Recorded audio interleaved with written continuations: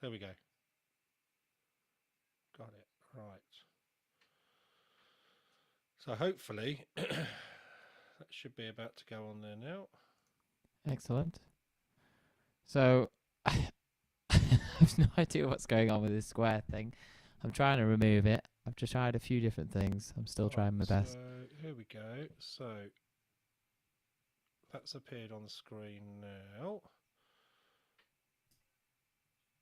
So theoretically, we should be live on here now. But I'm not sure. It's not showing on here.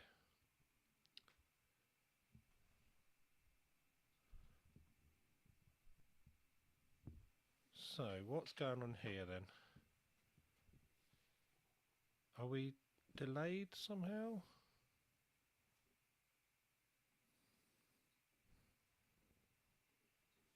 Okay.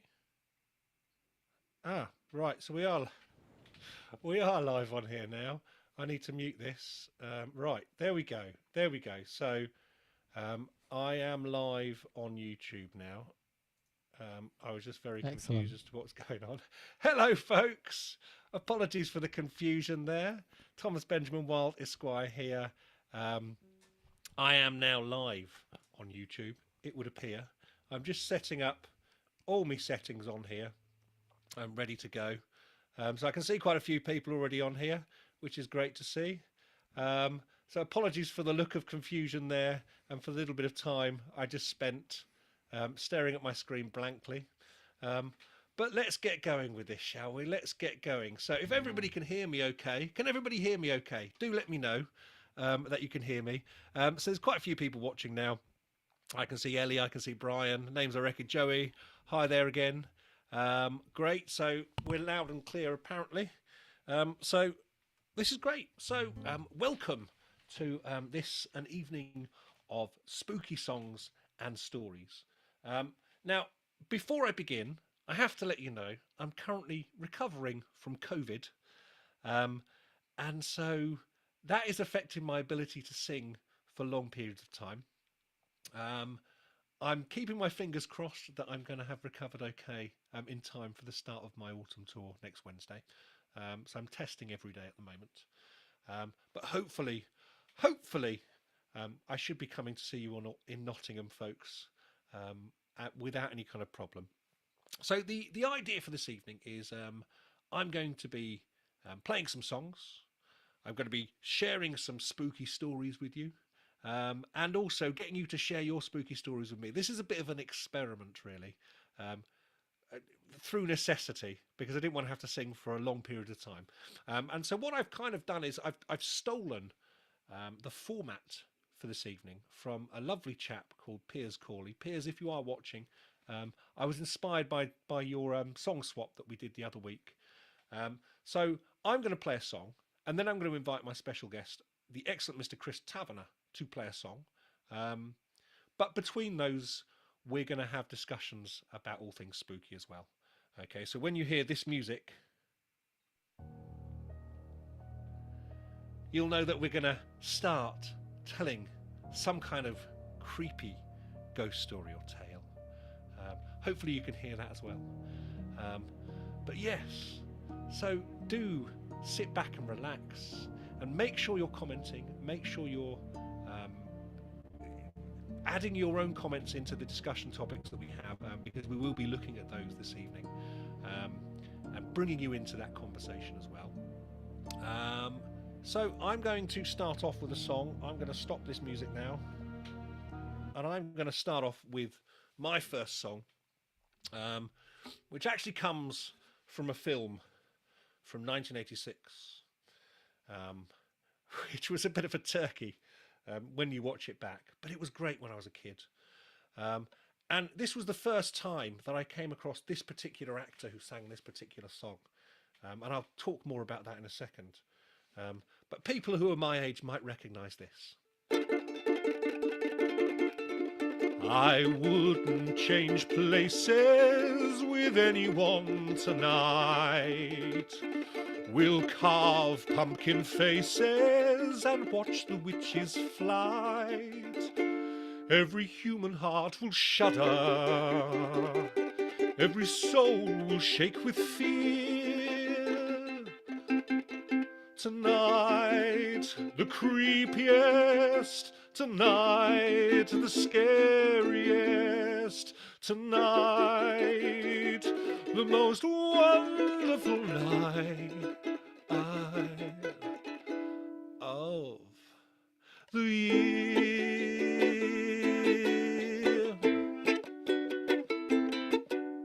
Anything can happen on Halloween.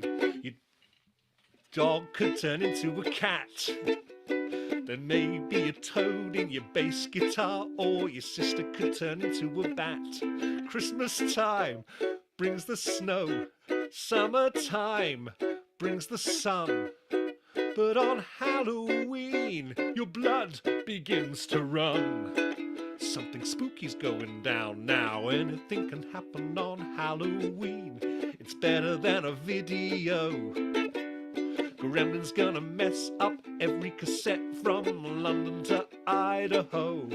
April 1st can be fun. New Year's Eve is a ball. But on Halloween, your flesh begins to crawl. Oh, I'm losing control now. Anything can happen on Halloween. Your toenails grow long and your hair turns green.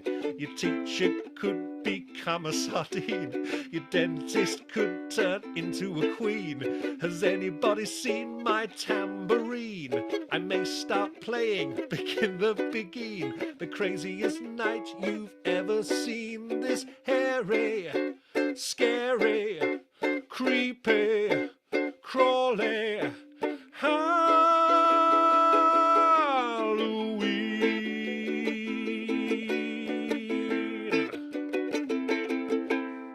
There we go. I told you it was a turkey. So that was Anything Can Happen on Halloween from the film The Worst Witch from 1986.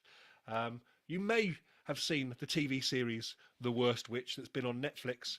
This was the OG TV film from 1986, off the back of the books coming out, I think, starring the legendary Mr. Tim Curry as the Grand High Wizard Witch. There was, and also stars Diana Rigg and Fairuza Balk off the back of being in Return to Oz.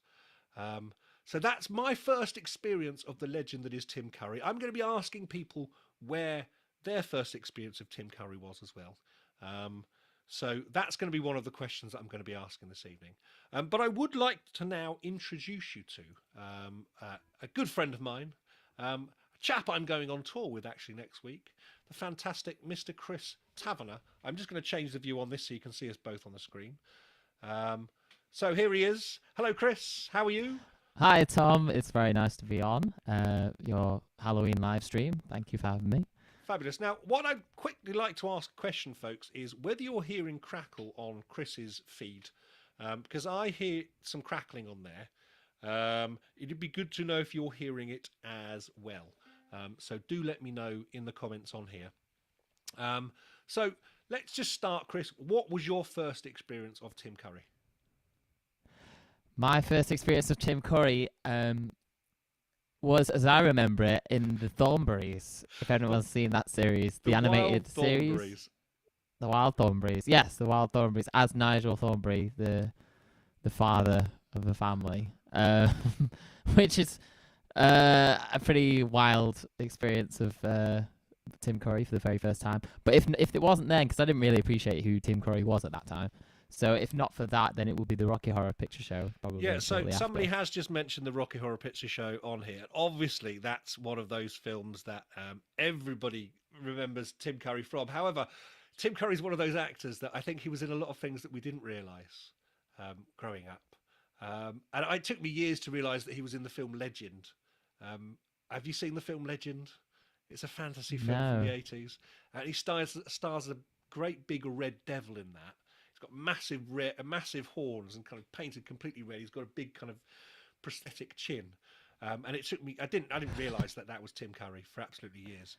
So yes, we are talking Tim Curry this evening, folks. Now, Chris, you have got some crackle apparently. So Okay. what was it? What did we do before that reduced that crackle down? That might kind of bring that off. I've set I my think- suppression background noise to high, Yeah. which is what we had on before. I can put that What back about to auto. setting it to I can, auto? yeah, I'm gonna bring my levels down entirely anyway, just because we've got people saying I'm a lot louder than you as well Okay. in the feed. So that's quite interesting. I'll tell you what I might do actually is bring my gain up. Thank you for letting us know, folks. So I've actually brought my gain up a little bit. It might be that it's peaking on there a little bit. It's difficult to tell, folks, unfortunately. It is difficult to tell from this end how stuff's sounding. So it's great that you're letting us know. So we've got some Duna fans in the audience there as well.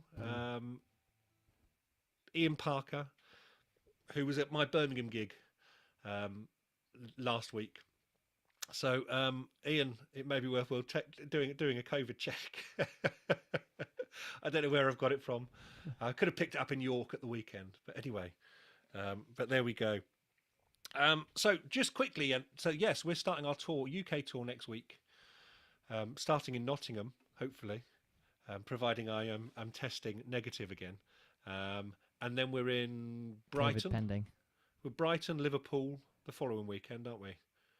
And then Ipswich. Yes. And then Manchester and Chester at the end of the month. So if you haven't got your tickets for those yet, then make sure you do pick those up. So, yes. Come Chris, and see Tom for the first time in the Northwest. Yeah, exactly. It's going to be my first time. My first time in a lot of places, to be quite honest. Chris is going to play a song for us now, anyway, because we've been chatting, and I'm going to have a look through some of the comments and try and answer comments. So I'm wanting to hear your first experience of Tim Curry in the comments, folks. But Chris is going to play us a song now, so I'm going to hand you over to him. So let's change the settings on there, and I'm going to mute myself. The wonderful Mr. Chris Tavener, folks. Thanks very much. What a lovely introduction.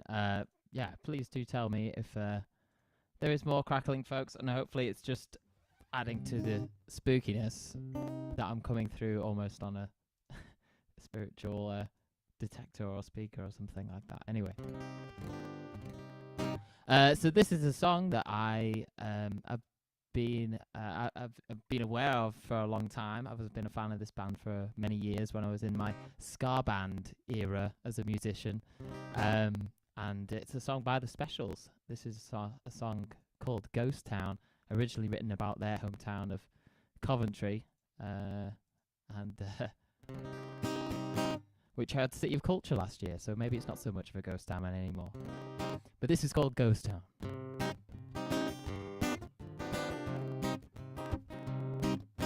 This town is coming like a ghost town.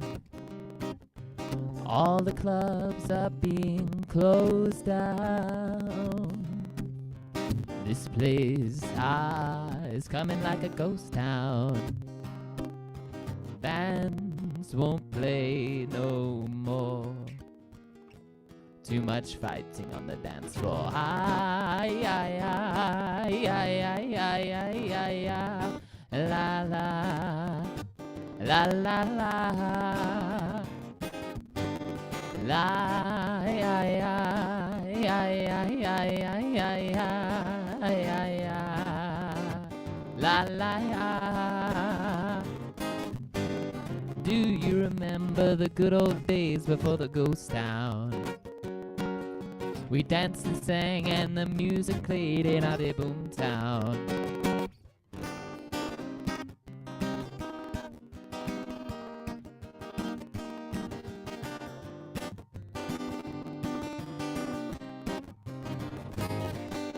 This town is coming like a ghost town. Why must the youth fight against themselves?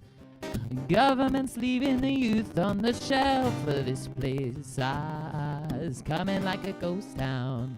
No job to be found in this country. Can't go on no more.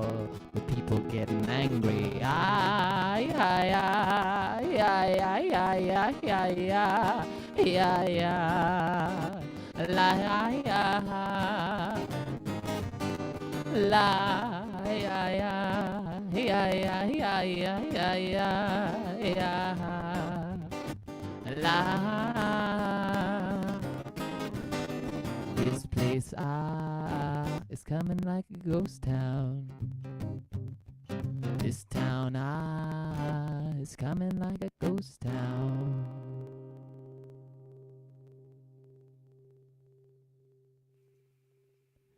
Thank you very much. Excellent work there, sir. Excellent work. So, a couple of suggestions that you might have a loose connection somewhere.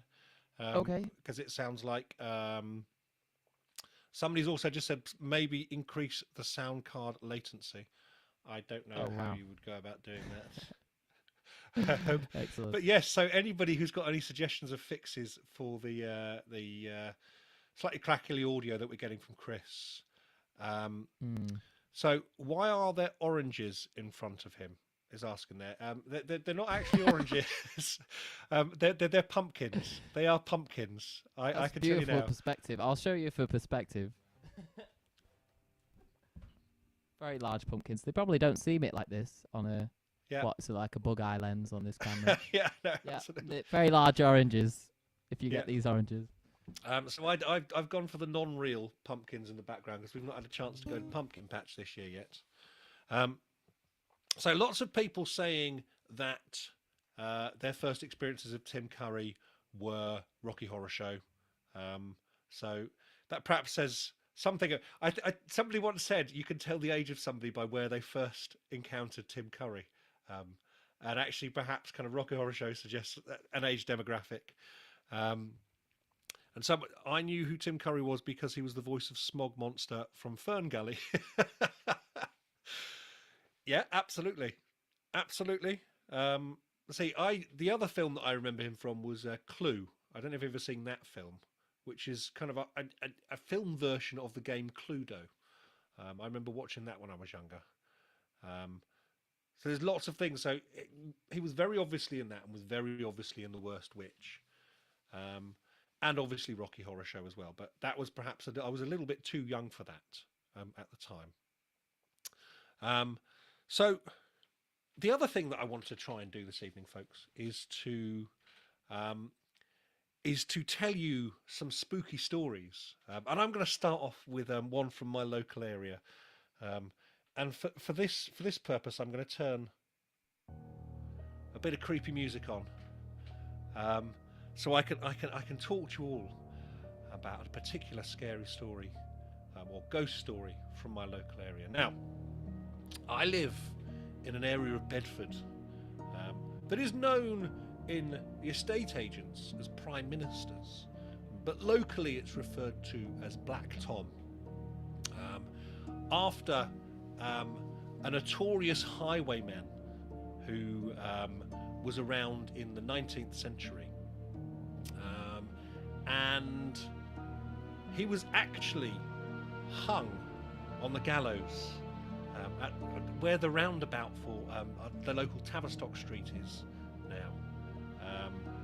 So he was hung on the gallows, and they actually drove a stake through his heart, apparently, in his grave to stop him from returning. Now, I don't know if this music is getting a little bit loud, so I'm going to bring the volume down on it ever so slightly. So yes. So he was hung, and his body was buried in such a way. However, his ghost has been known to haunt Tavistock Street, which is just down the bottom of our road, in the Black Tom area. There were sightings of him in the 1960s, where somebody reported seeing a man staggering down the street who looked bloodied, and he was wearing 19th century clothes. Now, it's not an unusual thing to see somebody staggering bloody along Tavistock Street, if you know the area of Bedford. But then apparently he disappeared. Just disappeared into nowhere. And then later, a few years, or kind of back, that was in the 60s.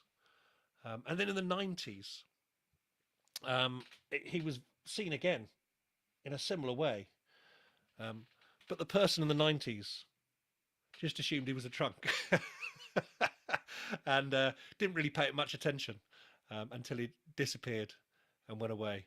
So yeah, that's our local ghost story. Of the name of our particular area of Bedford is Black Tom, and it's haunted by Black Tom the Highwayman.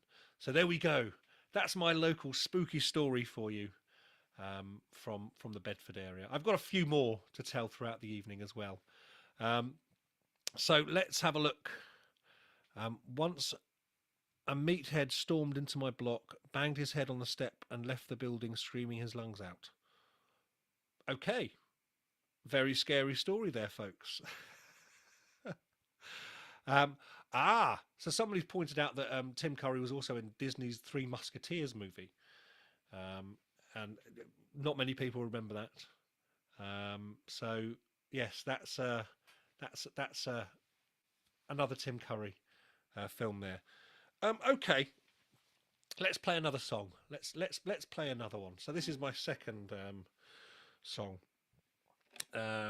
Halloween theme song. Now I may well play some Thomas B. Wilde originals later in the evening, and I might ask Chris to play his new single, which came out this week.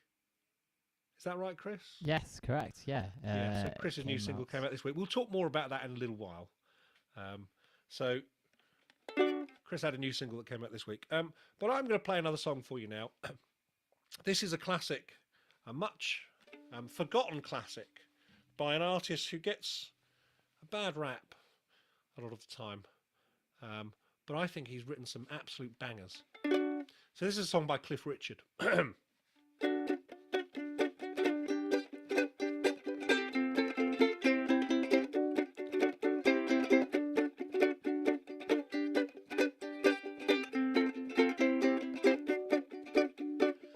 I've had nothing but bad luck since I first saw that cat at my door.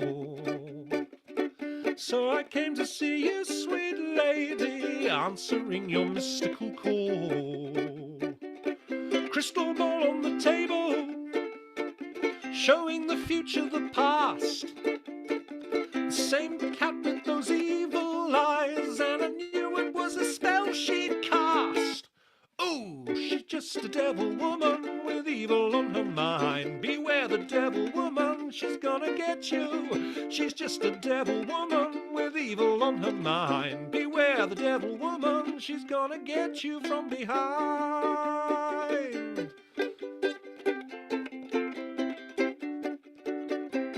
Show me the ring on your finger, let me see the lines on your hand. I can see me a tall dark stranger showing things that you hadn't planned. I drank the potion she offered me, I found myself on the floor. I looked up in those big green eyes and I wondered what I came here for. Oh, she's just a devil woman with evil on her mind. Beware the devil woman, she's gonna get you. She's just a devil woman with evil on her mind. Beware the devil woman, she's gonna get you from behind.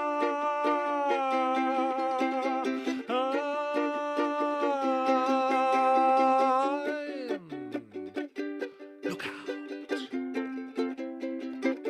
Stay away. So if you're out on the moon at night, be careful of the neighborhood strays. And how one lady with long black hair tried to tempt you with her feminine ways. Crystal ball on the table, showing the future, the past. Same cat with those evil eyes, you better get out of there fast. Oh, she's just a devil woman with evil on her mind. Beware the devil woman, she's gonna get you. She's just a devil woman with evil on her mind. Beware the devil woman, she's gonna get you. She's just a devil woman with evil on her mind. Beware the devil woman, she's gonna get you from behind. There we go, folks. There we go. Bit of Cliff for every season. Apparently he's got a new Christmas single out this year. I don't know how true that is, but it doesn't surprise me. So, a few more Tim Curry things here. Obviously, Home Alone. I say obviously Home Alone 2. He was in Home Alone 2, but so was Donald Trump. And what else was he in? So I'm going to change the view on this. Chris, are you unmuted? I am unmuted now, yes. Fabulous. Wonderful performance there. Thank you very much. So he was also in... Oh, yes, It, the original It. He was the Pennywise in the original TV series of It. Now, that is one of the films that I do remember him from when I was younger. Because, again, I didn't realise it was Tim Curry until the credits. And then it was like, where was Tim Curry? And then that dawning realisation that he was playing Pennywise. And actually, I still think is the definitive Pennywise. That might be controversial now for some of the younger audience. And actually, a lot of that film, a lot of that miniseries is awful. Have you ever watched it, Chris? I haven't. No. I think I've heard of it, but I've never watched it. So it sounds like I dodged a bullet so far. Yeah. Well, if you watch it for Tim Curry's performance alone. Yeah. Because what I'm learning from this poll we're doing is how versatile an actor he is. Actually. Absolutely. He seems to just appear in credits. And you're like, how was he? Where was he? Where was he even in that? I didn't notice at all. Yeah, what a guy. Okay, Tim Curry in Red Alert 3 in Space. Okay, he's done some interesting films, but the thing I will say about him is he will always sell it, and he'll always bring it to whatever role he's in. He's one of those actors. I mean, the Worst Witch TV film from '86 is awful. It's just terrible. And actually, if you see him singing that song, it's terrible graphics, terribly filmed, and the lyrics are awful in it as well. They just kind of threw a few rhymes together for Halloween and didn't think much about it. But Tim Curry really does sell it. So that's amazing there. So what else have we got here? So lots of people watching from. We've got some people watching from Canada near Niagara Falls. Hello. Wow. We've got people watching in the UK. Tim Curry also played Gomez in the Addams Family Reunion from 1998, made-for-TV movie. Thing is, for such a great actor, he did a lot of terrible made-for-TV movies. He was also in Hunt for Red October. I didn't realise that, actually. He was also in Michelle Navy's Navy film, I don't know, from 1997. But yes, lots of people saying Rocky Horror Picture Show. So, someone here saying he played the Joker in the 90s animated Batman as well. Really? I don't think I've seen that one. I didn't even realise that either. Wow. I always thought that was Mark Hamill's territory. So, Chris, you've got a bit of a spooky story for us, haven't you? I don't think actually I'm going to be able to play the music and have you talking at the same time, but we'll give it a go. Let's try it. Oh, okay. That's a shame. So let's just try. I'll just have to carry it with my voice. Yeah, let's just try. Right, give it a go. See if you can talk over it. Hello. So can you hear me there? Anybody hear me? Okay, I hear a little bit of music. I can hear it obviously because it's right from my side. Yeah, I can hear it too, so hopefully everybody else can. So I'll tell you the story of something that I had first heard about when I was a child growing up in rural Cheshire, back in the northwest of England. And on the edge of a country park out there's a park called Marbury Park, and now there's a statue dedicated to the legend, as we Cheshire people like to think of it, of the Marbury Lady. I was very scared about this when I was sort of about 10 or 11, and we used to play wide games and that kind of thing in the park, which is basically sort of things that scouts used to do, travel in groups. And the legend goes, there are multiple versions of this legend, that the White Lady, the Marbury Lady, is linked to James Hugh Smith Barry, who lived from 1748 to 1801. He would inherit Marbury Hall from his uncle, Richard Barry, according to the book A House with Spirit. James spent much of his youth abroad. He would journey to places like Italy, Greece, and Egypt. And it said on his travels he met and fell in love with a beautiful Egyptian girl. And when it was time for him to go to England, he told her he would send for her so he could marry her. He would return to Marbury sometime later when he would discover, much to his dismay, that his family had already rearranged a marriage for him. But when he met her, he would fall in love again and would marry as per the family's wishes, forgetting all about his Egyptian lover. But one dark night, there was a knock at the door, and there stood the Egyptian girl in the doorway. She explained that she was looking for work as a servant, and the pair fell in love again. A version of the myth states that James's 5 children he in fact had with her. At one point she told him that if she was to die before him, then she would like her body to be embalmed and kept at Marbury Hall. James, of course, did this very thing when she passed away first, and her remains were said to have been kept in a wooden chest at the foot of a staircase in the hall. He would die some years later, and the family were not keen on having a wooden chest containing remains in the hall, so they buried the Egyptian woman at the nearby churchyard in Great Budworth, another place nearby. That's when the official hauntings began. Villagers reported seeing a misty female figure floating around the area.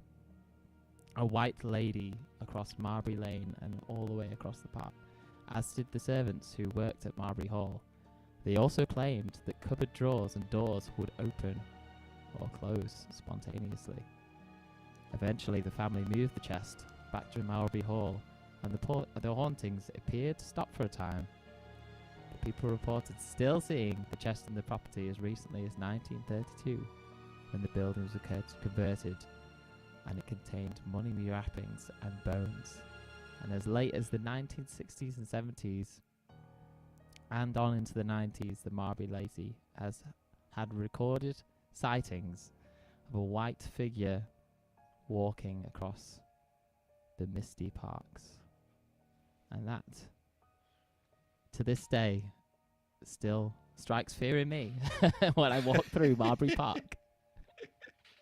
There we go, folks. Spooky story there. Somebody has just suggested that maybe your microphone is haunted. Thank you, Angela. It is. It still is. There's definitely some kind of gremlin in it. I'll blame the Marbury lady for that. It's the Marbury lady, isn't it? Yeah. I think we'll start blaming the ghost for it. So we've got people watching in Utah. Hi, Colin in Utah. Ben Sperling, hi as well. I can see Lumley Castle from my house, a well-known haunted castle. Okay. If you want to share any stories on there, Ben, that'd be fantastic. Maybe we can share them on here as well. Ben's actually watching from Durham. And Tim Curry was also in the TV adaptation of Terry Pratchett's The Colour of Magic, which I did not know. I don't think I've ever watched it. I've read the book, but to try and seek that one out. Who did he play, Bettina? Who did he play in it? Be interesting to find out. There we go. So, Chris, it's over to you for your next song now. Excellent. Okay. Well, we're transitioning now from ghosts and ghost stories and ghost towns to werewolves, effectively, I think. So I hope you'll recognise this one. This is a little song called Bad Moon Rising.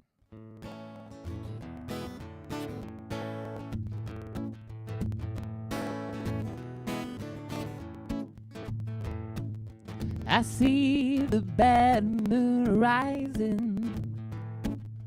I see trouble on the way. I see earthquakes and lightning. I see bad times today. Don't go around tonight, well, it's bound to take your life. There's a bad moon on the rise. Oh, I hear that hurricanes are blowing, and I know the end is coming soon. I fear that rivers overflowing. I hear that voice of rag and ruin. Don't go around tonight, where it's bound to take your life. There's a bad moon on the rise.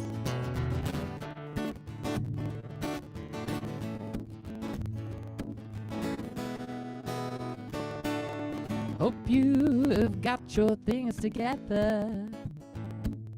Hope you are quite prepared to die. 'Cause it looks like we're in for nasty weather. One eye is taken for an eye. Don't go around tonight, for it's bound to take your life. There's a bad moon on the rise. Oh, don't go around tonight, for it's bound to take your life. There's a bad moon on the rise.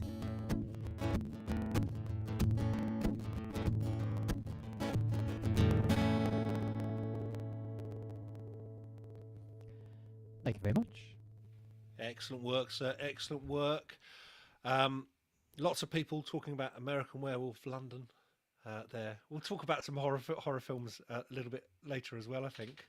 Oh yeah, please. Because a good subject to discuss there. Now I've got Ben's actually told me the rest of this story, the rest of this story of Lily of Lumley. So let's just get this spooky music playing again. So Lily of Lumley was apparently thrown down the well at Lumley Castle for rejecting the Catholic faith. And to this day, her ghost has been seen floating back up the well by people. So there we go. That's the ghost of Lumley Castle. Now, while I'm here and while I've got the spooky music on, I'm going to tell you the story about the ghosts at Kempston Manor, which is literally just across the school playing field from where I used to live in Kempston when I was growing up. Now, back in the 1800s or 1700s, the manor was occupied by a family who, one Christmas, the father was returning back in his carriage with the horses, and his very young child came running out of the manor to come and greet him, and was trampled by the horses and died. So lots of screaming and lots of shouting. And to this day, on Christmas Eve, at that time, you can actually hear the sounds of the horses' hooves, and then of all the commotion and the screaming as the result of the child dying and getting run over by the horses. So that's a local Kempston ghost story from where I grew up. I'll tell you another ghost story from my childhood later on as well. But that's the story of Kempston Manor,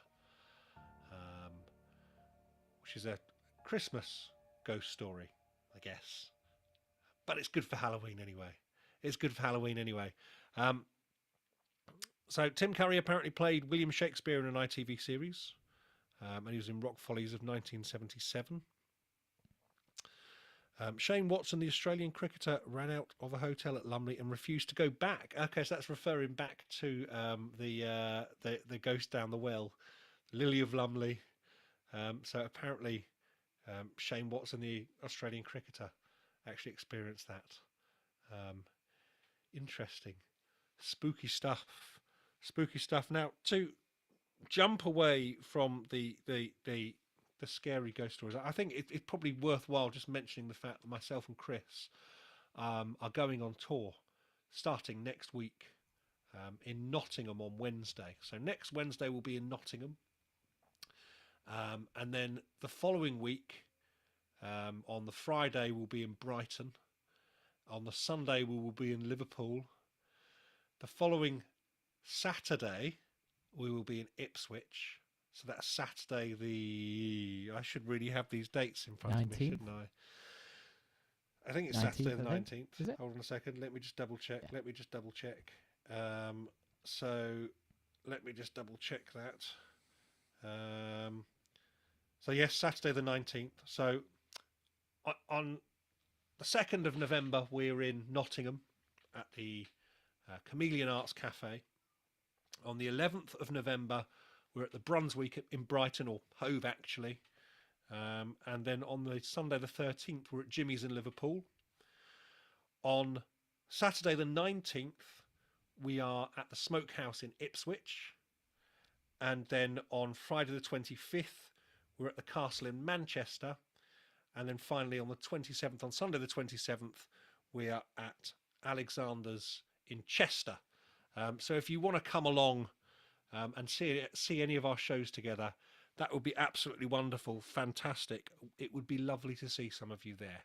And if you've got your tickets, do let us know. Or if you're going to buy your tickets, then let us know. Now, the other thing that I just need to let people know about is I do actually have a PayPal link underneath this video. So anybody watching, if you feel like giving us a tip, if you're enjoying the evening and you feel like tipping us a small amount, any amounts we'll be very, very grateful for. Tip us through the PayPal, and I'll make sure Chris gets half of it as well, so we share those proceeds.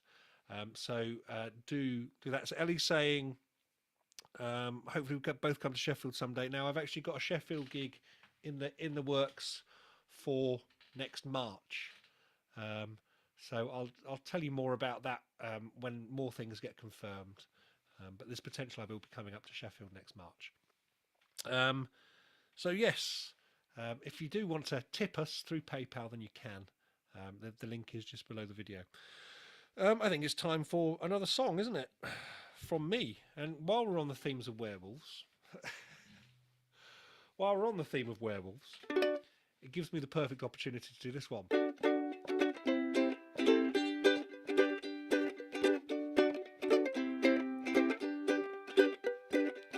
I saw a werewolf with a Chinese menu in his hand, walking through the streets of Soho in the rain. He was looking for a place called Lee Ho Fook's. Gonna get a big bowl of beef chow mein. Ah, ooh, Werewolves of London. Ah, ooh. Now I'm going to put the view on this onto speaker. There we go. That's all right.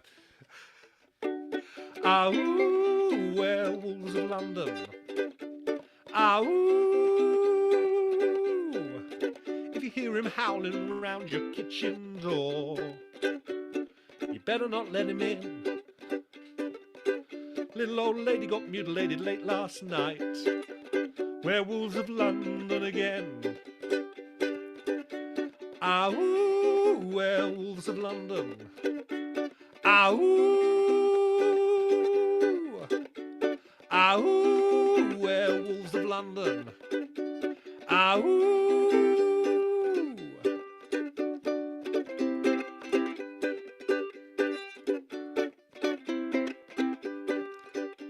He's the hairy-handed gent that ran amok in Kent. Lately he's been seen around Mayfair. You better stay away from him. He'll rip your throat out, Jim. But I'd like to meet his tailor. Ah, ooh, Werewolves of London. Ah, ooh. Ah, ooh, Werewolves of London. Ah, ooh. I saw Lon Chaney walking with the Queen, doing the Werewolves of London. I saw Lon Chaney Jr. walking with the Queen, doing the Werewolves of London. I saw a werewolf drinking a pina colada at Trader Vic's. His hair was fabulous. Ah, ooh, Werewolves of London.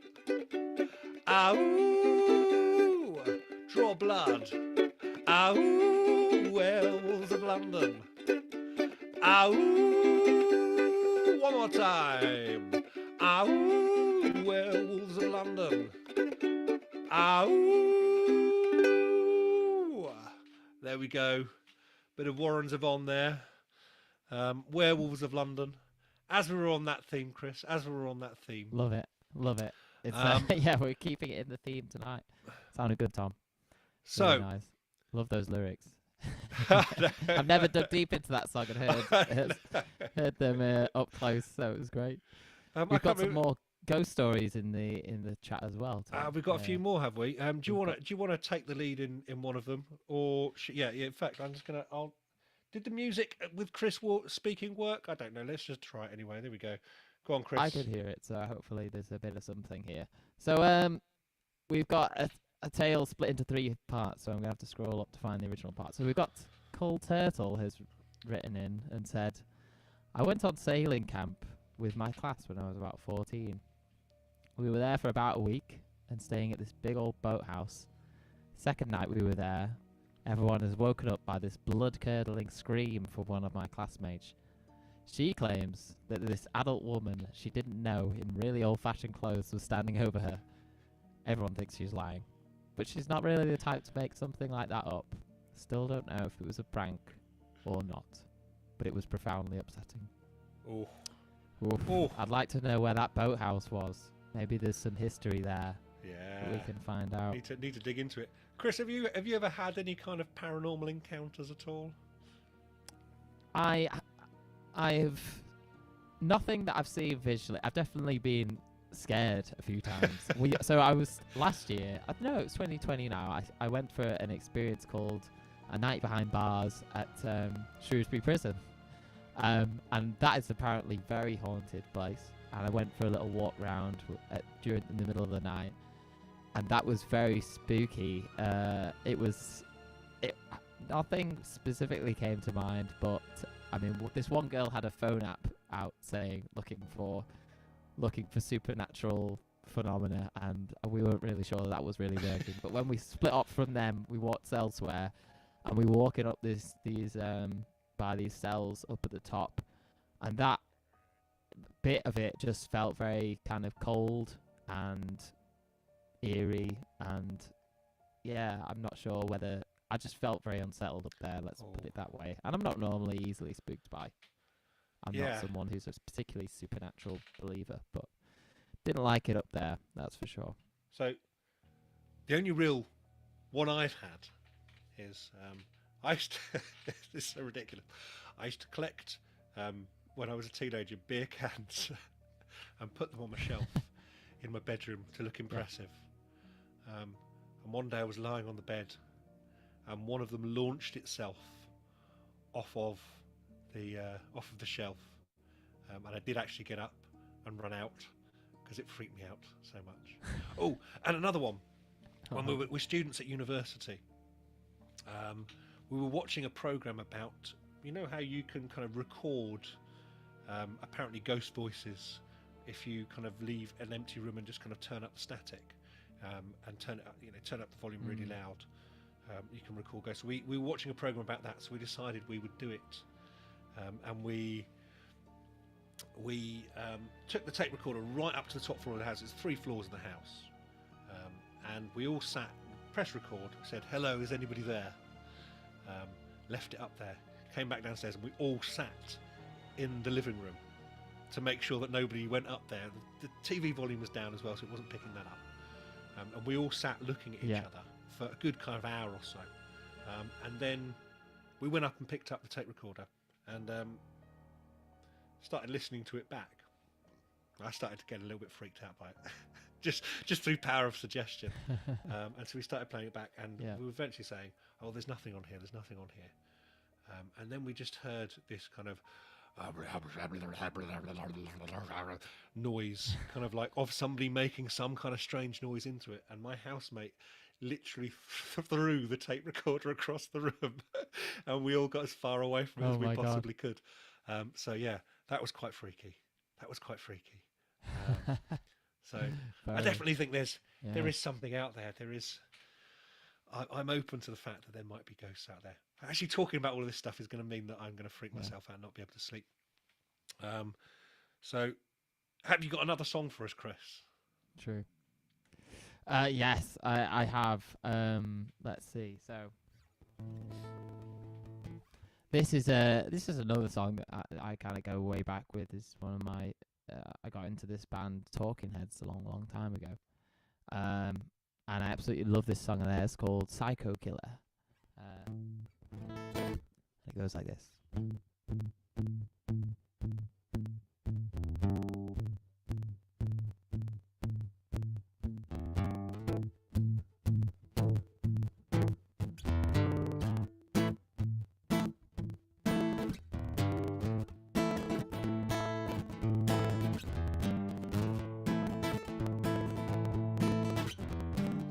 Can't seem to face up to the facts. I'm tense and nervous and I can't relax. Can't sleep 'cause my bed's on fire. Don't touch me, I'm a real live wire. Psycho killer, qu'est-ce que c'est? Better run, run, run, run, run away. Psycho killer, qu'est-ce que c'est? Better run, run, run, run, run away. Oh, oh, oh, oh. Ay, ay, ay, ay, ay, ay.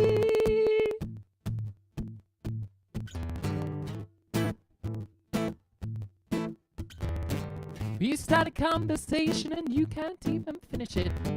And I have nothing to say, my lips are sealed. Say something once, why say it again? Psycho killer, qu'est-ce que c'est? Better run, run, run, run, run away. Oh, oh, oh, oh. Aïe, aïe, aïe, aïe, aïe, aïe. C'est que j'ai fait ce soir-là. C'est que a dit ce soir-là. Réalisons mon espoir. J'ai ma lance, voilà coloquée. Aïe, aïe, aïe, aïe, aïe, aïe, aïe, aïe, aïe, aïe, aïe. We are vain and we are blind. I hate people when they're not polite. Psycho killer, qu'est-ce que c'est? Better run, run, run, run, run away. Psycho killer, qu'est-ce que c'est? Better run, run, run, run, run away. Oh, oh, oh, oh. Ay, ay, ay, ay, ay, ay.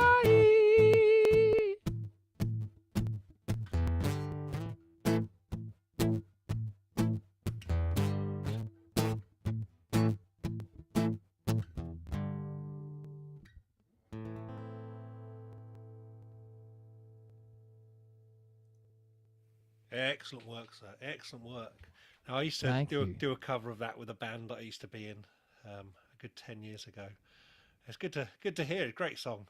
I love the Talking Heads. Oh, it is, yeah. Absolutely It's love the great. Talking Heads. And I'm pleased with the way I'm managing to move around the genres of horror almost. We've now moved to killer movies. Absolutely, we've got to do that a little bit. We've got to do that. Yeah, we've got to do that a Now, bit. I've just been on my emails, and I've just realised that we did have a bunch of people on Patreon who did try and join the meeting, and there was a problem with it. That was saying that was a meeting in progress already. I'm pretty sure we're on the right meeting on this, Chris. Just to Yeah. just to let you, So- Maria, Dave, and Ben, apologies if you've not been able to get onto the Zoom meeting. I do apologise for that, because the idea was that we were going to get some patrons on here, some people from my Patreon community, to potentially share some ghosty stories and things like that as well, which we haven't been able to do, unfortunately. I'm just going to see if I can probably send them invites now, actually. So give me a second. So, folks, I'm just jumping on to invite I can read out a ghost story if you like. Yeah, do you want to read out a that's ghost happening. story while I do that? Hold on a second. I'm just gonna. I'll set you up with the music again. Okay. So Chris is going to read another ghost story out, and I'm going to just go in and send invites to people who were trying to get through on Patreon. So.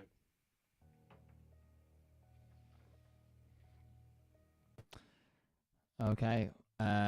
Do we have ghostly music, Tom? Is it coming through? I'll assume it is. Okay, so uh, Melissa H writes in. She says, came home from work to find the answering machine playing sounds of noise and several voices talking over each other. We had to unplug it to get it to stop playing. Never experienced that before, but again, that's a little bit like Tom's tape recording story. I like that one. That's really cool. I had a spooky experience at Dudley Castle. Someone whispered my name at the top of the castle, and there was no one near me. I've actually heard similar stories of that too, as well. I feel like that's an interesting one. How would they know your name as well? It's like a spiritual, all-knowing something. Ghoul.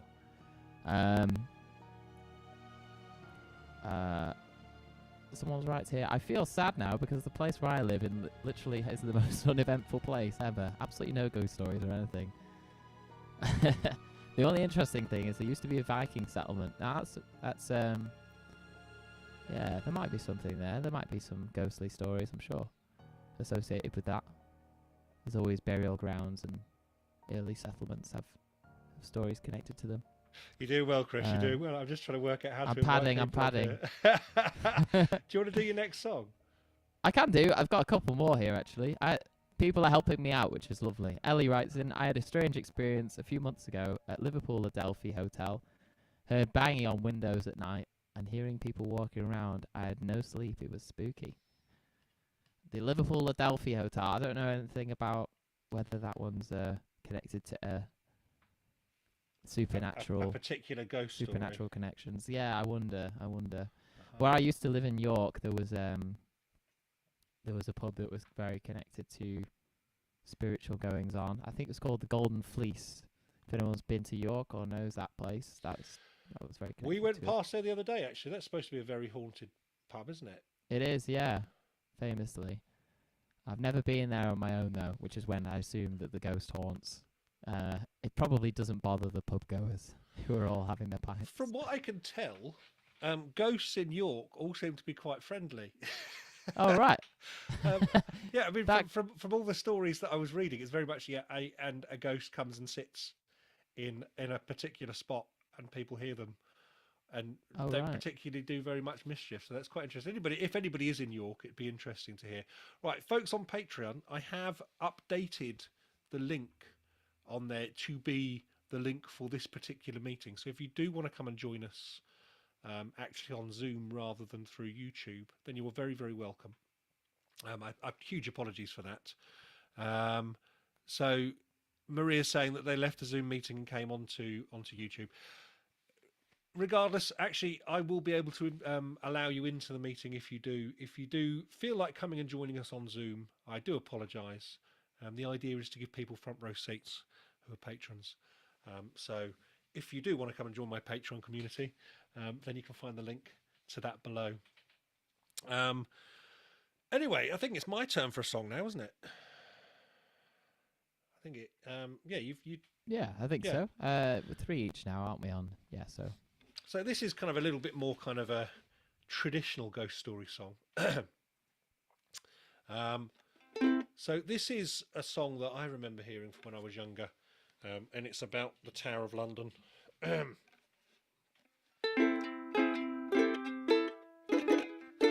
Okay, let's try that again, shall we? Try it one more time.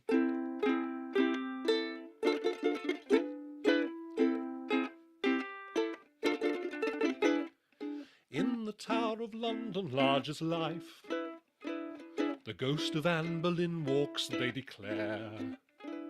Poor Anne Boleyn was once King Henry's wife, until he made the headsman bob her hair.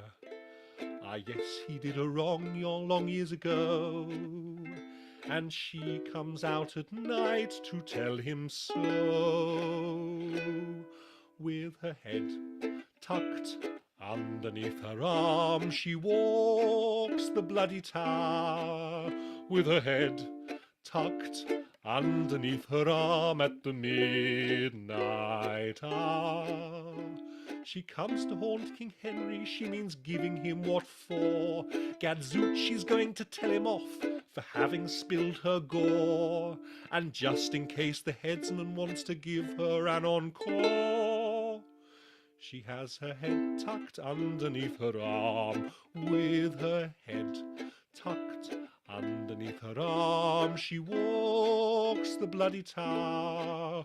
With her head tucked underneath her arm at the midnight hour. Along the drafty corridors for miles and miles she goes. She often catches cold, poor thing. It's cold there when it blows. And it's awfully awkward for the Queen to have to blow her nose with her head tucked underneath her arm.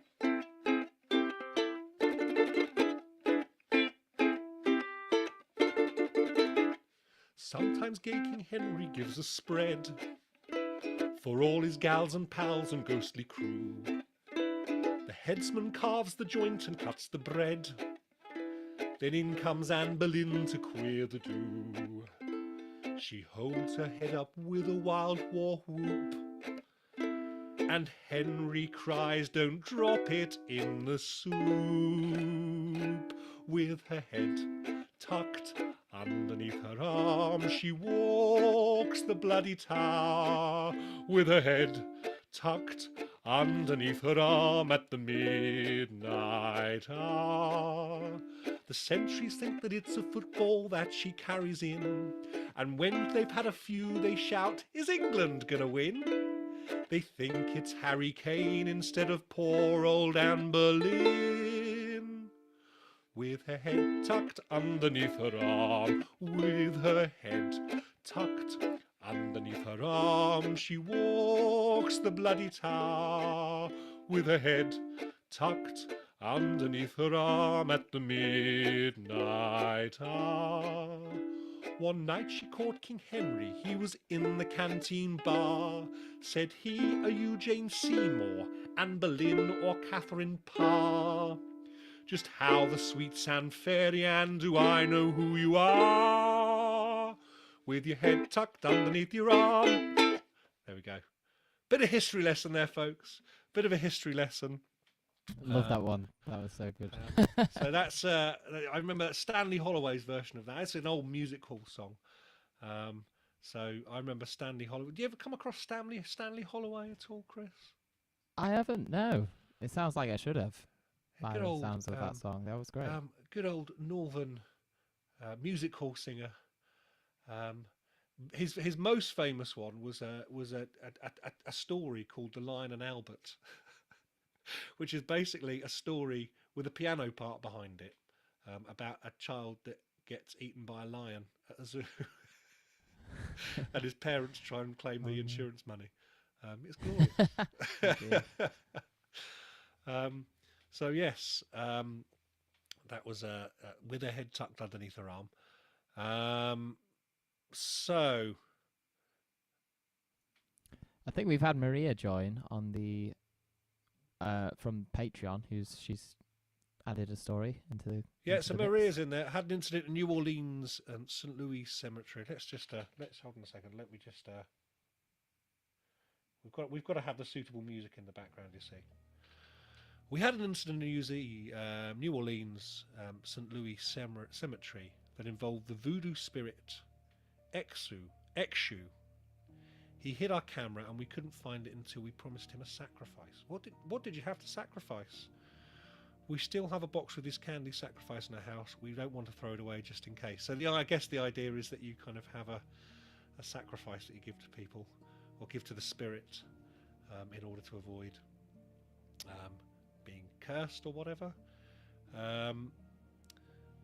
So Jenny H, I only have an anti-ghost story to offer. A few years ago, a couple of newspapers published a picture taken at Skipton Castle, which was supposedly the ghost of a young girl in a Georgian outfit.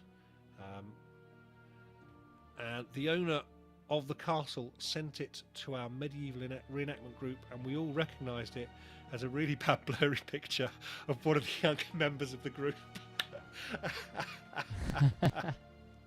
So, yeah, lovely story there, Jenny. So it turned out not to be a ghost, but a reenactor.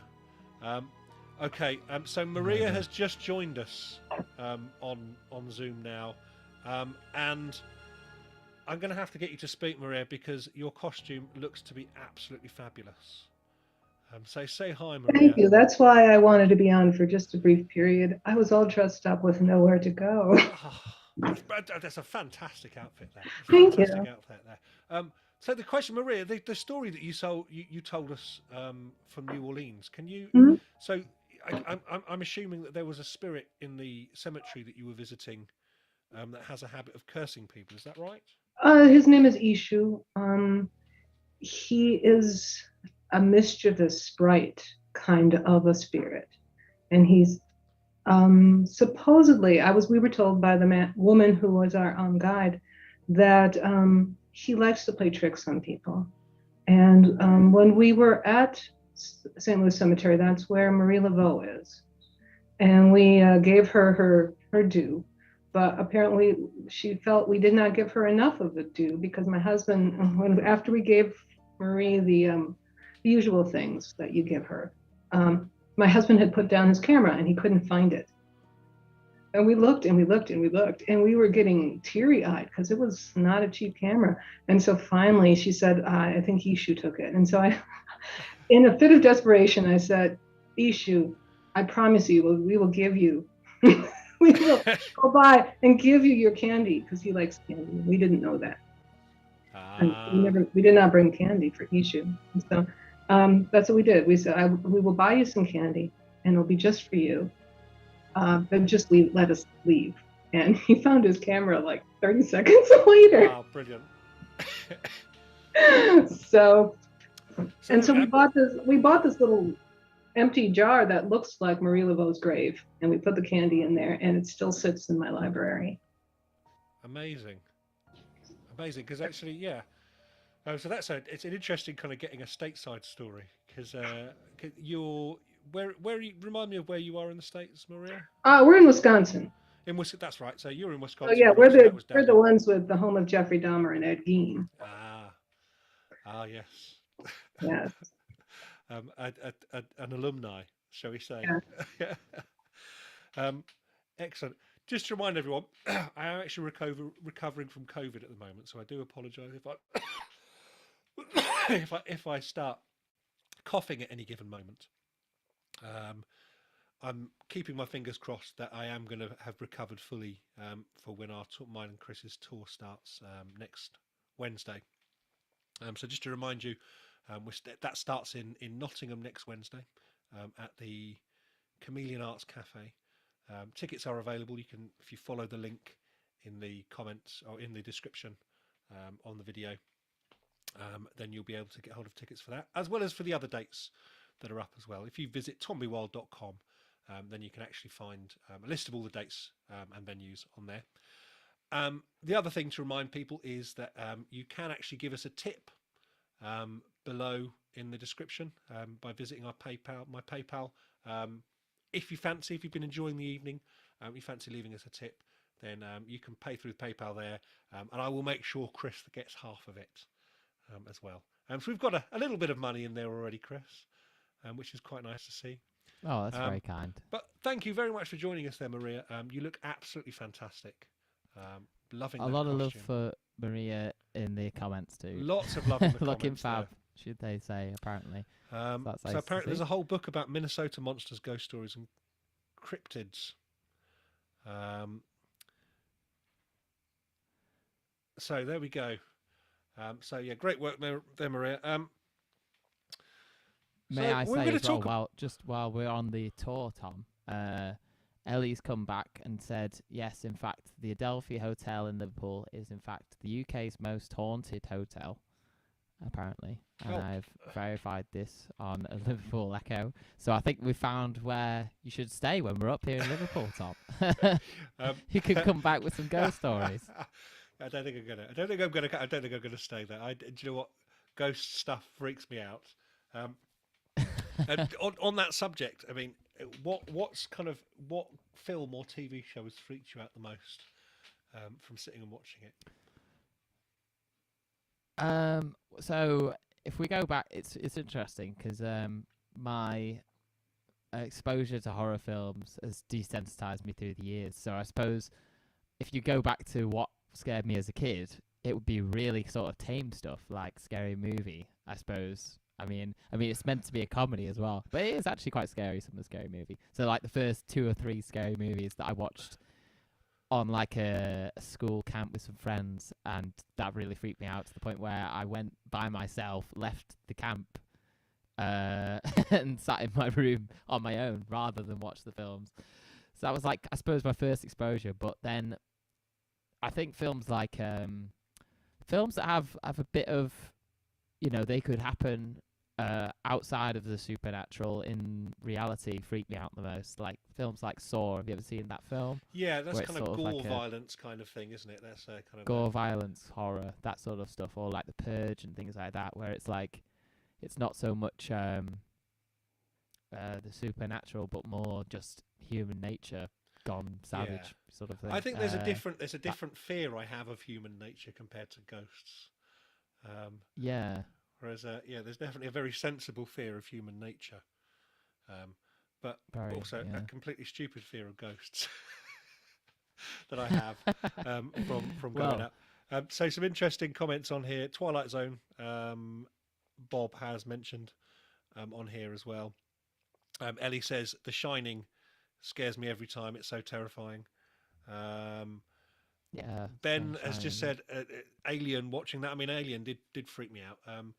Now, the thing that freaked me out the most when I was younger was actually there was a BBC show back in the early 90s called Ghost Watch, and it was before any kind of reality TV or anything like that, and it was done as if it was live from the most haunted house in Britain, which was just a suburban kind of semi-detached house somewhere in the UK, and it all felt very kind of real and natural, even though I've watched it back since, and the acting in it's awful, but actually there was nothing to compare it with at that point. And basically stuff started happening live on air, and it was just me and my friend sitting at my house by ourselves that night, and we were watching this Ghost Watch thing, and they hadn't put a warning up to say that it wasn't real, and so we thought everything going on screen was real, and it was presented by Sarah Green, Craig Charles, but also who was the kind of main host that kind of gave it massive gravitas in the I can't remember who the main presenter guy, but it was an older presenter that gave it massive gravitas and made you believe that it was actually real. And I remember watching that, and then they started kind of saying that things were happening to people as they were watching the show, and that people had noticed stuff in the background, and had kind of seen all this stuff going on. And me and my friend got so freaked out that we had to turn it over. But that gave me nightmares for absolutely weeks after that. So if anybody remembers that, anybody remembers watching Ghost Watch at all, we watched it back years later, and it was awful. But they're talking about the ghost, Mr. Pipes, who rattled the pipes in the house, and then kind of various ridiculous things started happening. People started levitating, and then basically the studio that had been set up on the street got overrun by poltergeist, and lights started exploding, and things started spinning around in there. It was utterly ridiculous. Someone just mentioned Return to Oz there. Wow. Which did you ever watch Return to Oz at all?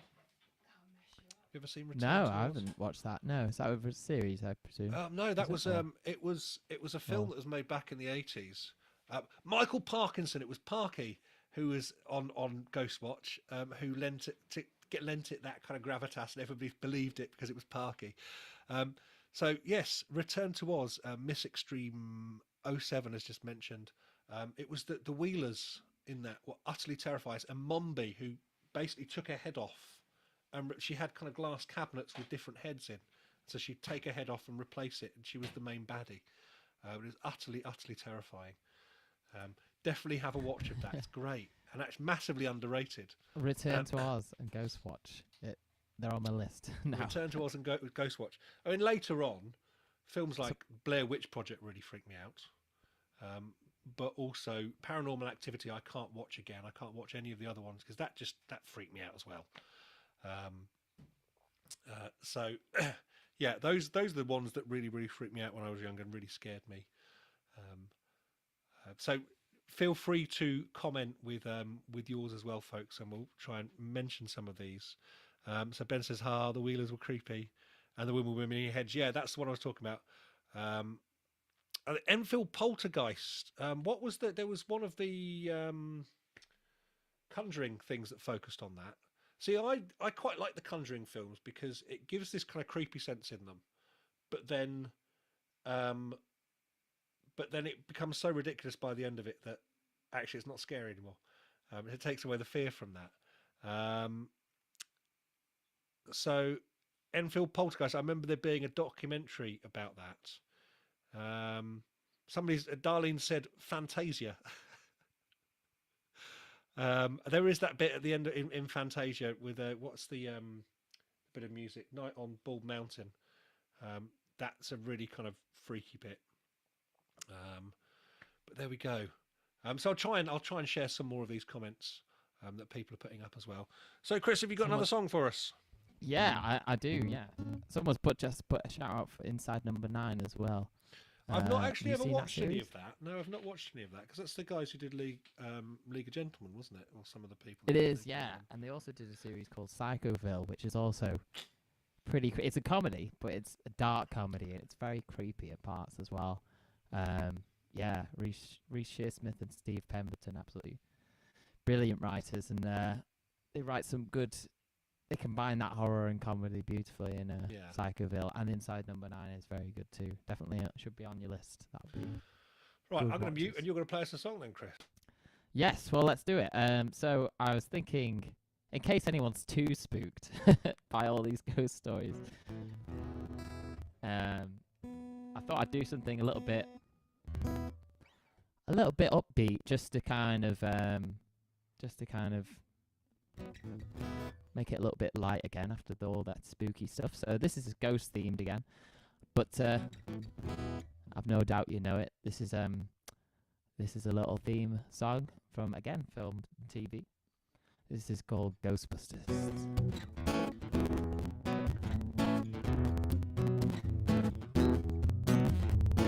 If there's something strange in your neighborhood, who you gonna call? Ghostbusters! If there's something weird and it don't look good, who you gonna call? Ghostbusters!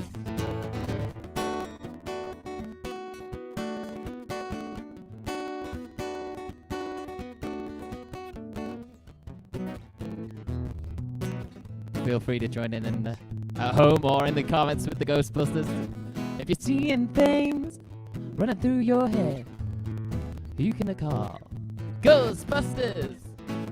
An invisible man sleeping in your bed. Oh, who you gonna call?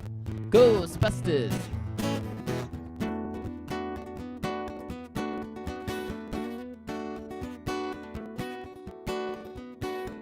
I ain't afraid of no ghosts.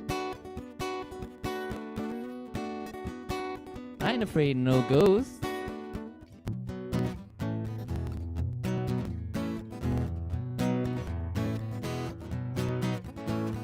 Who you gonna call? Ghostbusters! Well, who you gonna call? Ghostbusters! If you're seeing things running through your head, who you gonna call? Ghostbusters! An invisible man sleeping in your bed. Well, who you gonna call? Ghostbusters!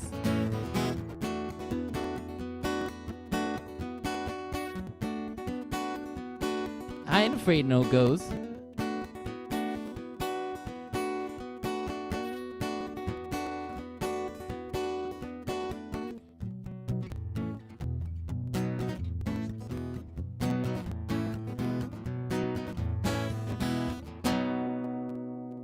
Thank you very much. Excellent work, sir. Excellent work there. Thank So you very apologies much. again.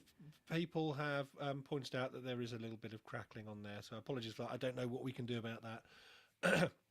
I very much But I think apologise people are too from my persevering end. and holding on anyway. So thanks for all the lovely comments there. Now, I should point out the rather fantastic version of that done by the wonderful Mr. Scott Dunican. He does a version of it called Goat Yoga, which is about goat yoga. Amazing. So I've not which heard are good that one of fun. his. So Duna fans in the audience, there we go. I'm sure you were all singing Goat Yoga. 'Cause that's what Duna fans have a habit of doing. That's what Scott's done to a lot of songs that I love. I can't actually get his versions of them out of my head. I can't now sing Lady in Red without thinking of Lady in Greg's. So yes. Anyway, I digress. We are on tour starting next week, folks. Providing I'm feeling better, and I already am feeling better, to be quite honest. I'm just waiting for the negative test to come through. So, yes, if you want to leave us a tip, then feel free to do that in the link in the description. I'll be sharing that with Chris for this evening if you're enjoying that. So, time for another spooky story, I reckon. This one is probably the one I grew up with the most when I was younger. Taking myself back to Kempston, where I grew up. Now, in Kempston is right next to a river, you see. And actually, where my house was in Kempston, there's a big kind of sports playing field, and then you were in countryside, and kind of there was a river, and you could walk along various parts of the river. And there were quite old parts of the river as well. There's actually a section of the river called Ladies Walk, and there's two tales from along there. There is the Grey Lady of Ladies Walk, who drowned herself because her husband had died, and is seen walking along Ladies Walk in Kempston. But the one that really used to freak me out was the Green Lady. This is the one I remember most from my childhood. And she would apparently appear from the River Mist. I don't know for what reason, but I remember one day I was at school, and because the school was right next to the river, and one day there was a group of the whole class kind of ran towards the window to have a look out the window, and were all swearing blind that they could see the Green Lady coming out of the river mist, and I couldn't. I think it was collective convincing of each other that something was actually happening, but I remember not being willing or able to walk down by the river by myself again after that, because it just freaked me out far too much.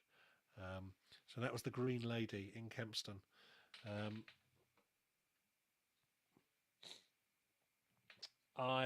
So there we go. That's another local ghost story from where I grew up. Let's have a look into having a look through some more of the comments on here. So yeah, I mean, other films that freaked me out. I remember watching Candyman for the first time in my house by myself. I still cannot say Candyman. I'd never ever would do any of those things like Candyman in the mirror, or there's the Bloody Mary story as well, of saying Bloody Mary into the mirror a certain number of times. Nope, we'll never do that, just in case. Just in case. I remember stuff like that too. The one I got told was if you look into the mirror at midnight, a witch appears behind you or something like that. Yeah, and did you hear that one too? Yeah, there's also a time when it's like Devil's Hour or something, like 3:15 or something in the morning, isn't it? Yeah. The time, and it always freaks me up when I'm awake past 3 o'clock because I worry I'm going to wake up. I live in quite an old house as well, and I manage to freak myself out constantly. Even this house is tiny, I don't know where a ghost would be, but I still manage to freak myself out when thinking about things like that. So lots of some people saying hello from Germany and people saying hello from Denmark. So it's great that we've got quite an international audience on here this evening, and we seem to have suited quite well for the American audiences as well. So I think we chose quite a good time. So I'm just scrolling back through to see if there's any more things here.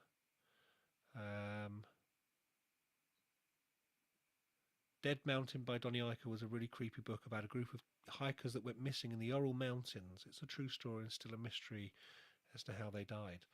Yeah, so kind of you have those kind of mystery death stories as well. The other film that really kind of stuck with me, did you ever watch the film Alive? No, I don't think so.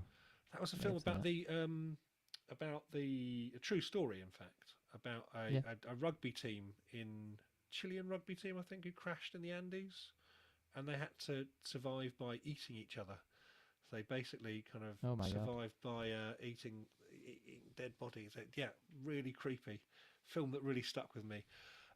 Other things that really stuck with me though, that aren't kind of related to ghosts.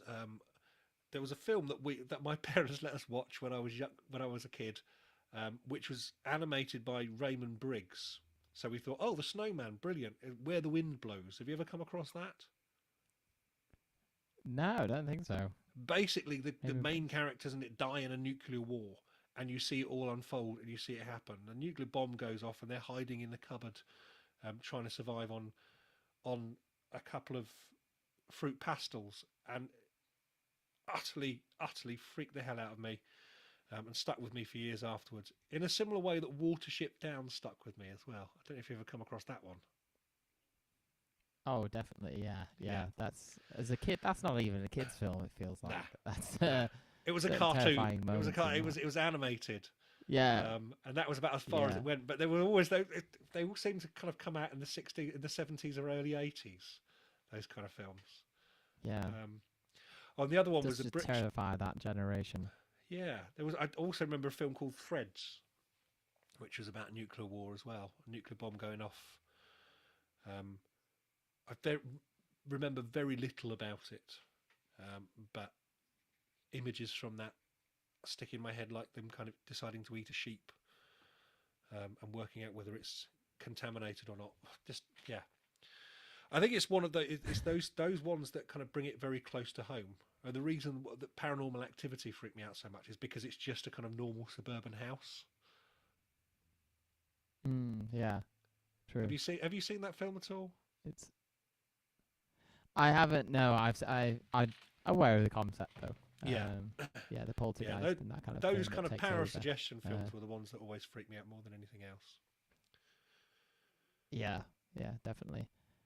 And I've been aware of that kind of, like you said before, when you're in a group and you're watching these films, or even just like on a ghost walk or something. The power of hysteria as well is big when other people kind of pull you in and you start to believe more and more. That definitely happened in my Shrewsbury prison experience I explained earlier. The more we walked around and the more people joined us and the more people started to become creeped out, the more I was also. I remember university, when I was a student, our campus was in Trent Park, and rumour has it that Dick Turpin used to ride around that area, even though he's kind of buried up north somewhere.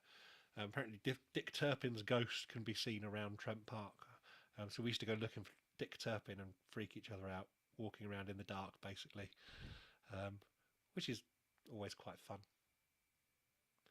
Anyway, on that note, I'm going to play my last Halloween theme song. This is quite a long one. So I'm hoping I'm going to be able to get through it, because I don't believe in radio edits. So this is a song most people will know. Probably my favourite song of all time. Sirens are screaming and the fires are howling. Sirens are screaming and the fires are howling way down in the valley tonight. There's a man in the shadows with a gun in his eye and a blade shining oh so bright. There's evil in the air and there's thunder in the sky and a killer's on the bloodshot streets. Oh, and down in the tunnel where the deadly are rising, oh, I swear I saw a young boy down in the gutter. He was starting to foam in the heat.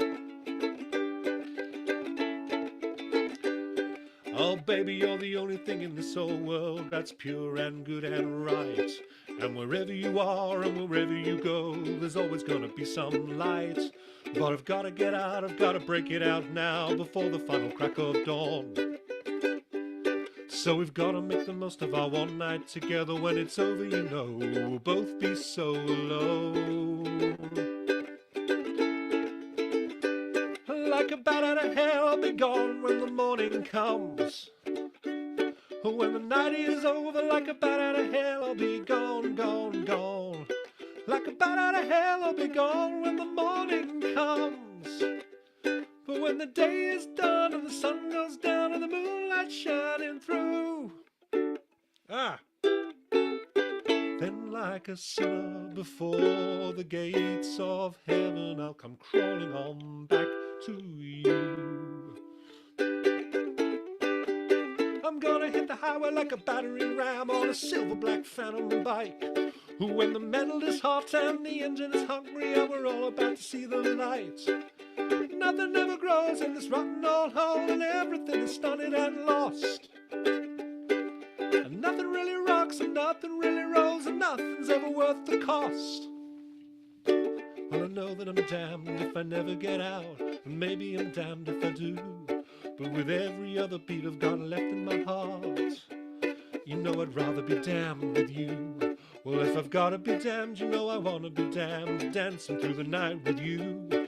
Well, if I've gotta be damned, you know I wanna be damned. Gotta be damned, you know I wanna be damned. Gotta be damned, you know I wanna be damned. Dancing through the night, dancing through the night, dancing through the night with you.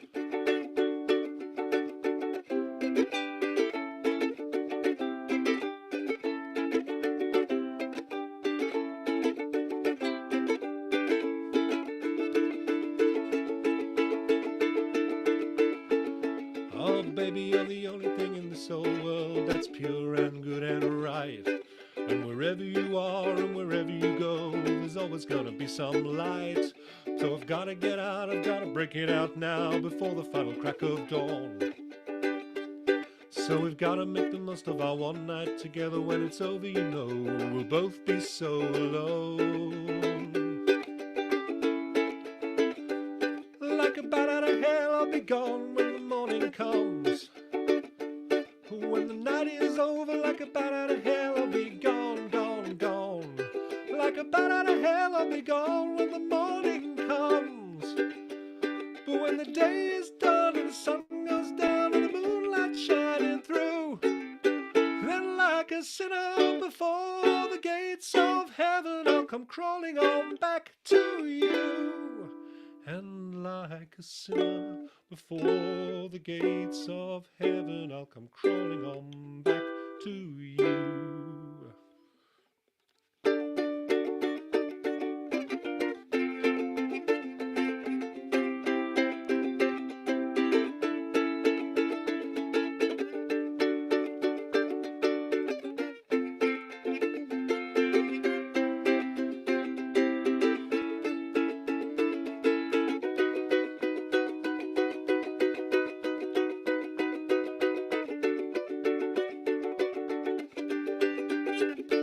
Well, I can see myself tearing up the road faster than any other boy has ever gone.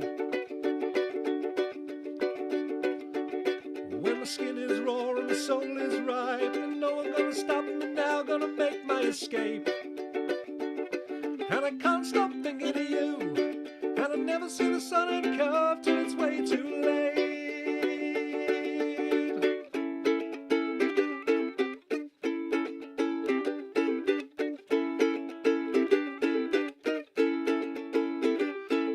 See the sun in a curve till it's way too late. Now I'm dying at the bottom of a pit in the blazing sun, torn and twisted at the foot of a burning bike. And I think somebody somewhere must be tolling a bell, and the last thing I see is my heart still beating. I'm breaking out of my body and flying away like a bat out of hell. And I'm dying at the bottom of a pit in the blazing sun, torn and twisted at the foot of a burning bike. And I think somebody somewhere must be tolling a bell, and the last thing I see is my heart still beating, still beating. I'm breaking out of my body and flying away like a bat out of hell, like a bat out of hell, like a bat out of hell, like a bat out of hell, like a bat out of hell, like a bat out of hell. Ooh.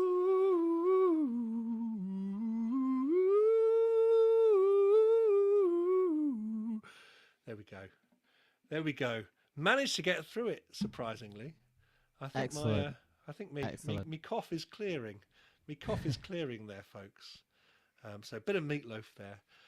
So hi to people who are just joining us now. We're actually kind of hurtling towards the end of the evening. Might be a couple of Tomby Wild originals coming up, but that's the last of my spooky songs for this evening. Just to remind you all, if you have enjoyed this evening and you do want to give us a tip, then you can do that in the link in the description to my PayPal. I will make sure that gets evenly shared with the excellent Mr. Chris Tavener. So Chris Tavener is here with me this evening, folks. If you weren't familiar with him before, hopefully you are now. And it's been really good fun. I've been enjoying it. Chris, have you got one more song for us?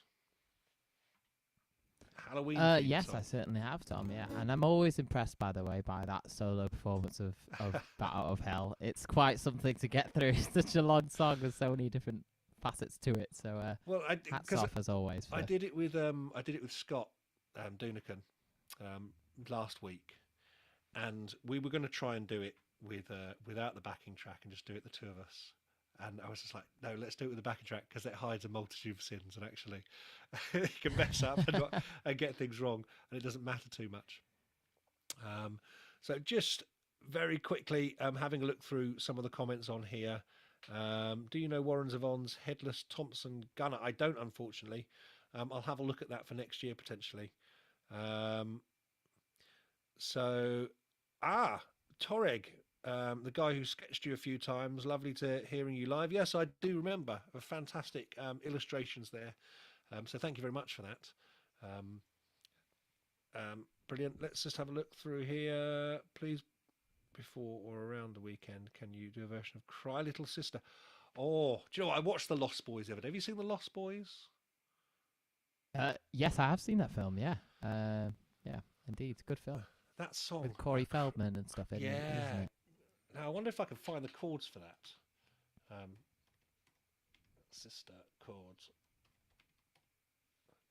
I don't know if it'll work on a ukulele, but we might give it a go. I reckon I can bash something out with that. Great suggestion though. That's one I hadn't thought of, and a song I absolutely love as well. So there we go. Right. We'll save that for a little bit later. So anyway, Chris, you are going to give us your last Halloween theme song. Yes, indeed. And well, since somebody's mentioned the Lost Boys, I may as well do this one. Which, yeah, it gives me a nice lead into it actually. This it was featured at the very start of The Lost Boys. For anyone who doesn't know it, a bit of a horror sort of vampire film as I remember it. It's been a long time since I've seen it.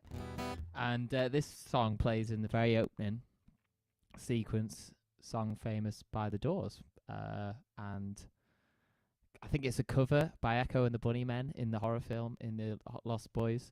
But this is People Are Strange by The Doors.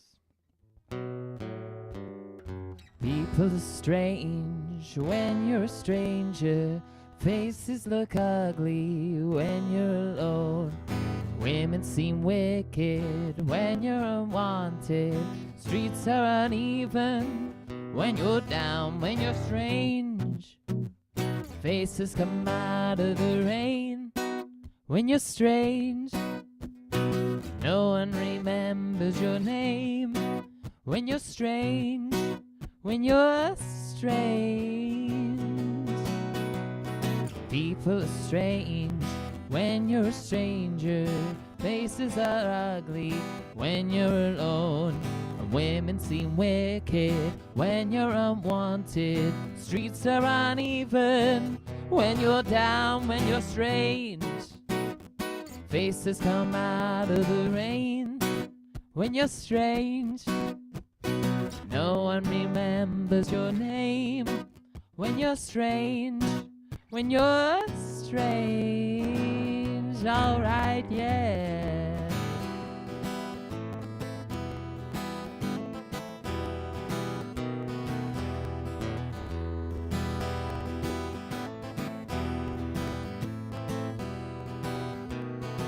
When you're strange, faces come out of the rain. When you're strange, no one remembers your name. When you're strange, when you're strange.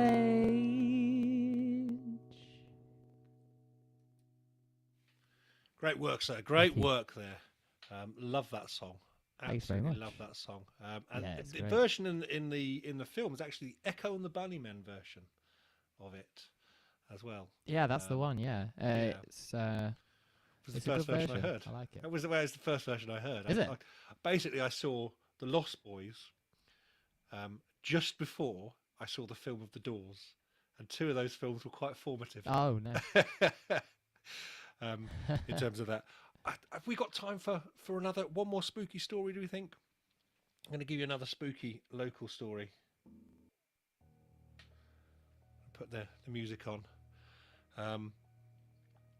But yeah, great work. Sorry, Chris, I just jumped straight into it. Let's tell another story off the back of your wonderful version of People Are Strange. There. No, by all means. By all means. I always find these kind of where you don't have kind of audience applause and things like that. It always becomes quite difficult to judge. I've got very used to just starting to speak as soon as songs finish when I'm doing live streams. So, our local cinema's haunted. The local Cineworld was the site of an old monastery, and apparently one of the screens at the cinema is haunted by a monk that appears among the chairs. And Chris, I've just seen your message, so I'm going to cut this short a little bit. So yes, we have a haunted Cineworld in Bedford, with a monk ghost that haunts the screens and sometimes the toilets. And there we go. So that's the last of our ghost story. Chris, I think you're gonna drop out in a little while, aren't you? Well, I was just about to say, if you've got a song or two you want to do, I could just. My camera battery is running dangerously low, folks. Basically, so I can basically charge for a few minutes. I'm going to ask you.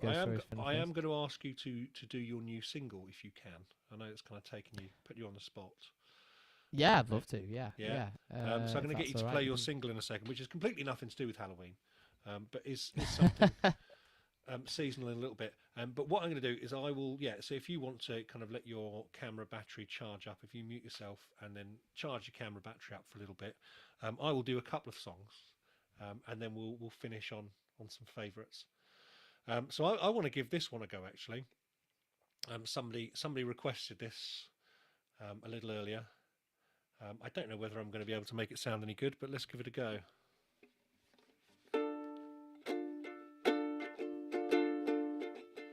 At last fire will rise behind those eyes. Black house will rock.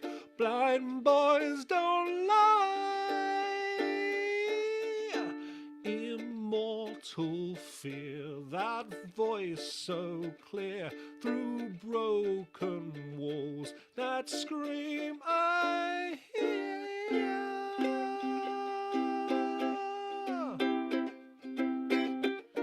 Cry, little sister, thou shalt not fall. Come to your brother, thou shalt not die. Unchain me, sister, thou shalt not fear. Love is with your brother, thou shalt not kill. Blue masquerade, strangers look on. When will they learn this loneliness?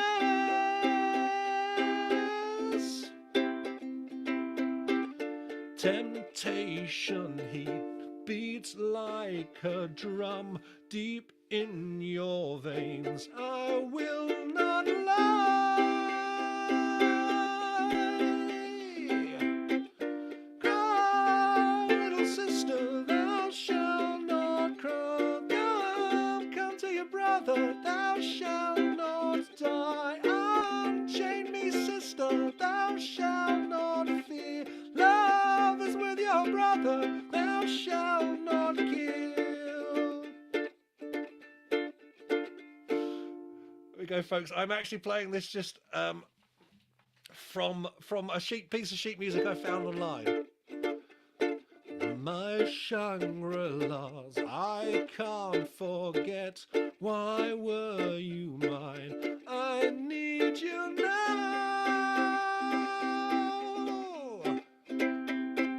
Cry, little sister, thou shalt not fall. Come to your brother, thou shalt not die. Unchain me, sister, thou shalt not fear. Love is with your brother, thou shalt not kill. There we go. There we go. That's my attempt at Cry Little Sister by Gerard McMahon from the Lost Boys soundtrack. One of my absolute favourites, in fact, from that soundtrack. Classic. A classic there. Okay, folks. Now, that's the end of the Halloween songs, I'm afraid. So I think I'm going to leave you probably with a song that you're probably all expecting me to play. In fact, I'll play that right at the end. I want to give Chris a little bit of time to charge his camera up. So let's play another Tomby Wild original. So, seeing as I finally caught the COVID, and I'm recovering from that now, let's go back to the lockdown song of 2020.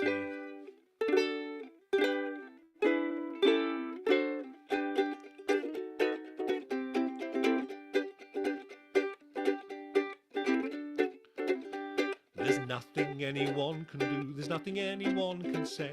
There's little can be done right now to make this go away.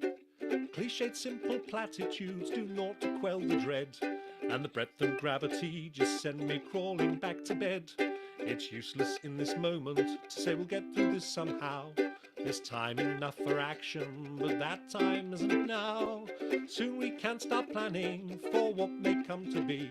What I could really use right now is a bacon roll and a cup of tea.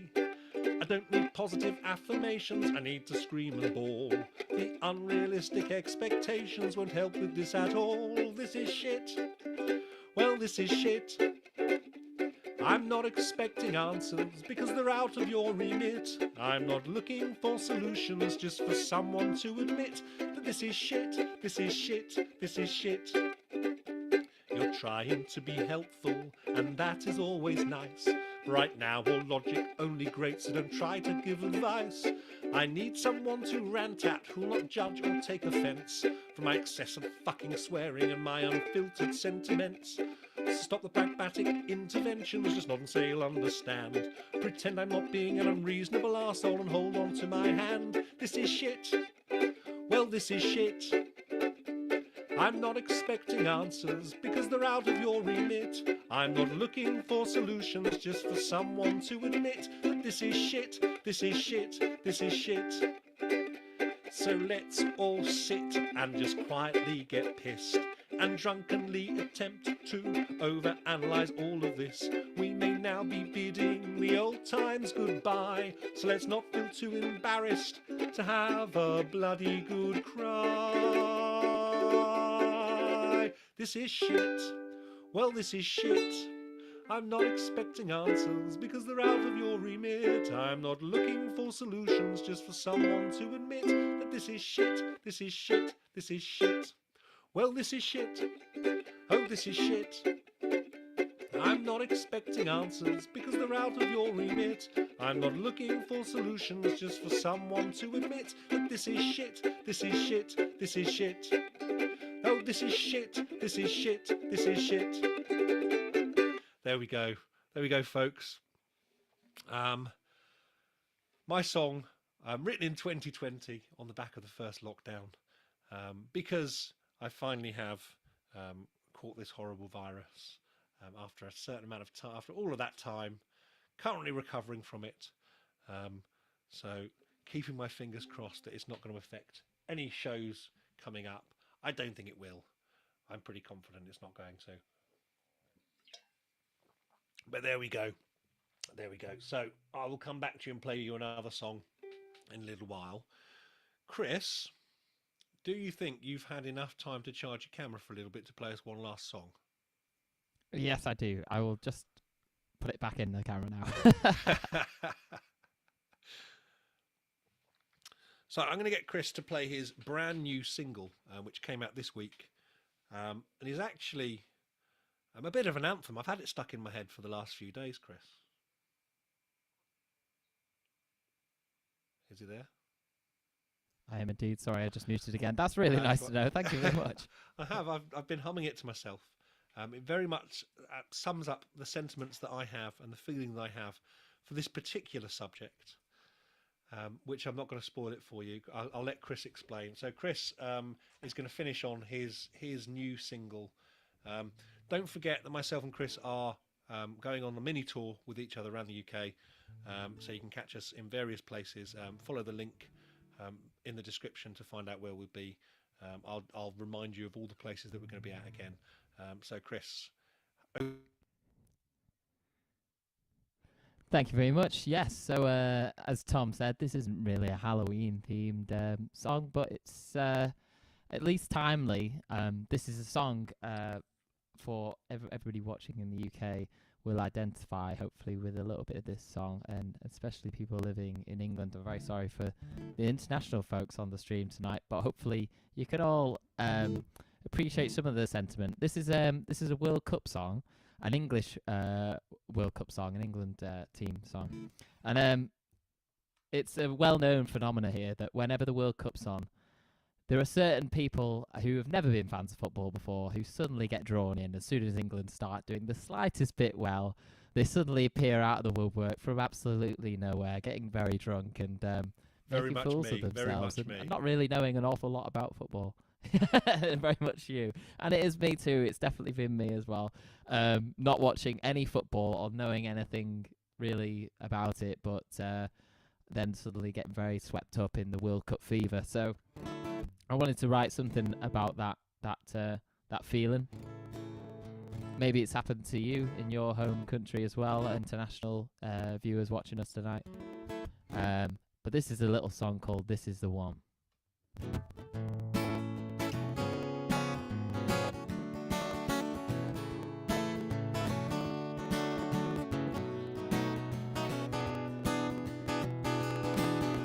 I didn't want to watch it this year.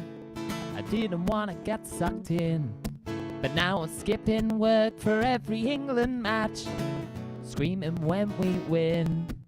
And I told my friends I was staying cool, but I'm cartwheeling shirtless now, with bunting round my head like a glorious crown. Well, everybody tried to convince me when they put the TV on.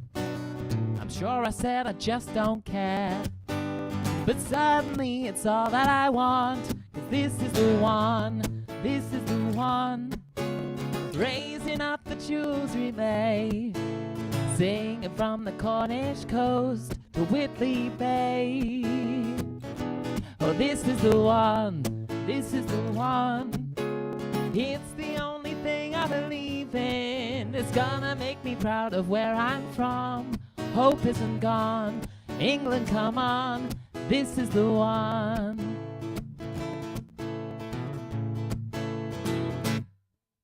I thought I wouldn't get so swept up, I thought I wouldn't cry this time.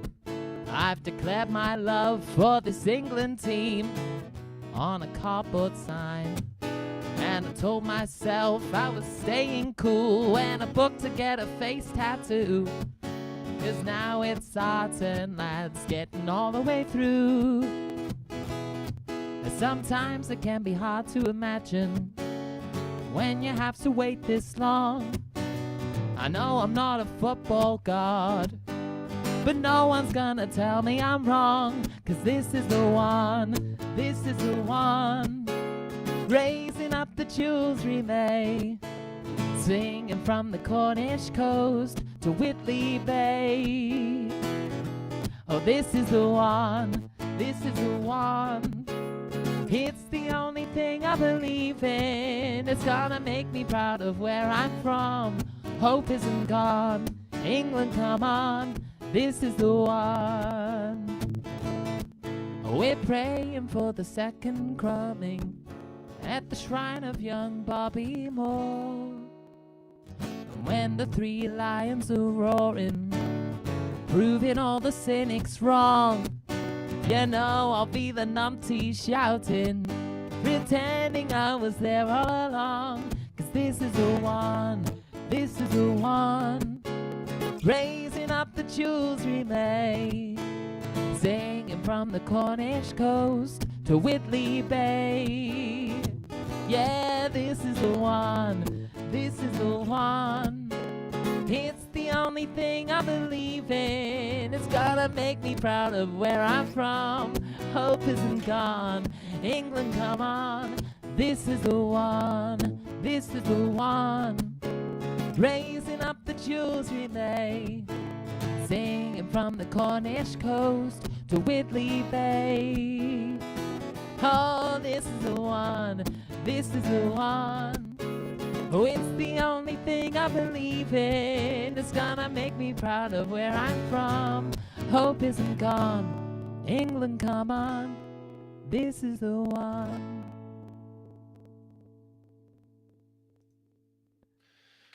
Excellent work, sir. Excellent work. I have to admit, I Thank you very completely much. agree with the sentiment of that song, because that has been me in literally every World Cup European Championship for the last 20, 30 years. People saying Yeah, online, exactly. this could easily be translated for American football or hockey in America or in Canada. Oh, fantastic. Yeah, I'm glad it I think translates you've kind of the you've hit a Atlantic. nail on the head there. You've hit a nail on the head. So just to remind you all, Fantastic, folks, amazing. that Chris and I will be hitting the road next Wednesday, heading up to Nottingham, playing the Chameleon Arts Cafe, which is the 2nd of November. Then on Friday, the 11th of November, we will be down in Brighton, or Hove, actually. I always do that Hove actually joke. It's a very old 2000s Brighton joke, to say Hove actually instead of Brighton, because it is Hove actually. So that's at the Brunswick in Hove, or Brighton, if you want to kind of be yeah. They're right next door to each other, guys. If you're in Brighton or Hove, you'll be able to get to it. Then the 13th of November, Sunday the 13th of November, at Jimmy's in Liverpool. And then on Saturday the 19th, we will be in Ipswich at the Smokehouse. On Friday the 25th of November, we will be at the Castle in Manchester. There's actually an England game on that night, Chris.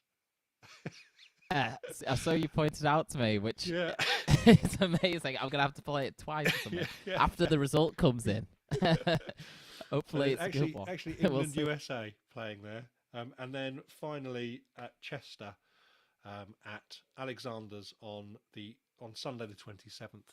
It'd be lovely to see some of you folks there. The links are all in the description there. Also in the description, if you do want us to give us a little tip, there is a PayPal link in there. I'll be sharing the proceeds of that with Chris. So do jump in there and get over there. Ever coming to tour the US? Melissa asks. I would love to. I looked at visas, and it's astronomically expensive. It's about $3,000, I think. And ideally, I'd want to come over for a couple of weeks, then go home, then come back again. I don't think I can afford to do that. So I'm looking at different ways of doing that. So potentially, Chris, if you fancy coming to the States at some point? Oh, absolutely. Yeah, I'd love to. Excuse me. The old cough Love going to meet there. everybody in the Yeah. States. But yeah, it's rather expensive. About $3,000 for a visa, which is not massively affordable at the moment. I have to admit.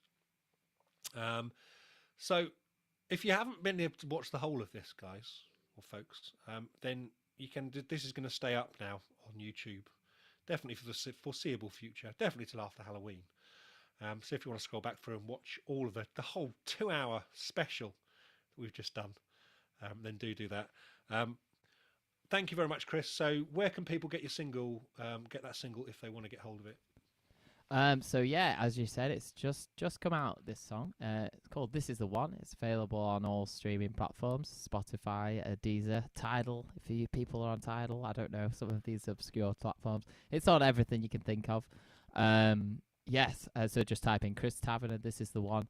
And I have a website as well, christavener.co.uk. All the links should be available there if you want to have a listen again. If it's become an earworm for you as well, like Tom. It definitely has. It's, I only heard it once, and it was stuck in my head. Brilliant. It was stuck in my head. Somebody's just suggested I come over on vacation to the States on vacation. The problem is, it's then difficult to advertise a tour. You start advertising a tour, and then people know. So yeah, well, Chris Tavener, folks. I get the feeling he might run out of camera battery during this next song, but we'll see. We'll see what happens. I'm going to play one more song, and I think most people can guess what it is. It's been absolutely wonderful on here this evening. Hopefully you've enjoyed it. And hopefully I will see some of you out and about in the UK over the next few months. Just a reminder, yes, you can give us a tip via PayPal. Or if you, in the future, want to come and join us on Zoom on one of these kind of little shows, then come and join my Patreon community. Links in the description as well. So let's finish on this.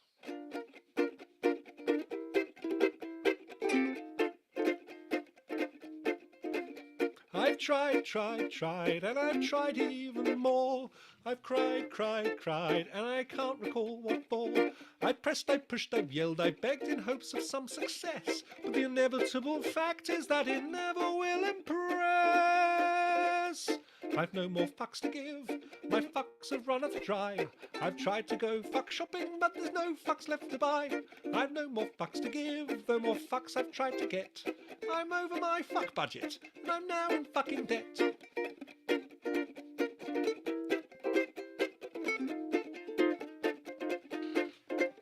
I strive to get everything done. I've played by all the rules, but I've very rarely won. I've smiled, I've charmed, I've wooed, and last, alas, to no avail. I've run round like a moron to unequivocally fail. I've no more fucks to give, my fuck fuse has just blown. I've been hunting for my fucks all day, but they've upped and fucked off home. I've no more fucks to give, my fuck rations are depleted. I've rallied my fuck army, but it's been fucking defeated. The effort has just not been worth the time or the expense. I've exhausted all my energy for minimal recompense. The complete lack of acknowledgement has now begun to gall, and I've come to realise that I don't give a fuck at all. Can't hold on to that with the COVID, folks, unfortunately. I've no more fucks to give, my fucks have flown away. My fucks are now so fucked off they refuse to fucking stay. I've no more fucks to give, my fucks have gone insane. They've come back round and passed me while they're fucking off again. I've no more fucks to give, my fucks have all dissolved. I've planned many projects, but my fucks won't be involved. I've no more fucks to give, my fucks have all been spent. They fucked off from the building and I don't know where they went. I've no more fucks to give. I've no more fucks to give. I've no more fucks. I've no more fucks. I've no more fucks to give. There we go, folks. Managed to get through it. Couldn't hold on to the long note there. Still a little way to go in terms of recovering from this old virus. Thank you very much for joining myself and the wonderful Mr. Chris Tavener this evening. It's been lovely. Hopefully I'll do this again at some point. And just to give a shout out again to the excellent Piers Corley, who gave me the idea for this kind of song swapping type thing rather than doing a set and a set. So if you are interested in seeing this kind of thing done on a regular basis with folk musicians, do check out Piers Corley's YouTube channel. It just leaves me to say thank you very much for joining us, and have a wonderful, wonderful evening, and I will see you all very, very soon. Thank you very much, and good night.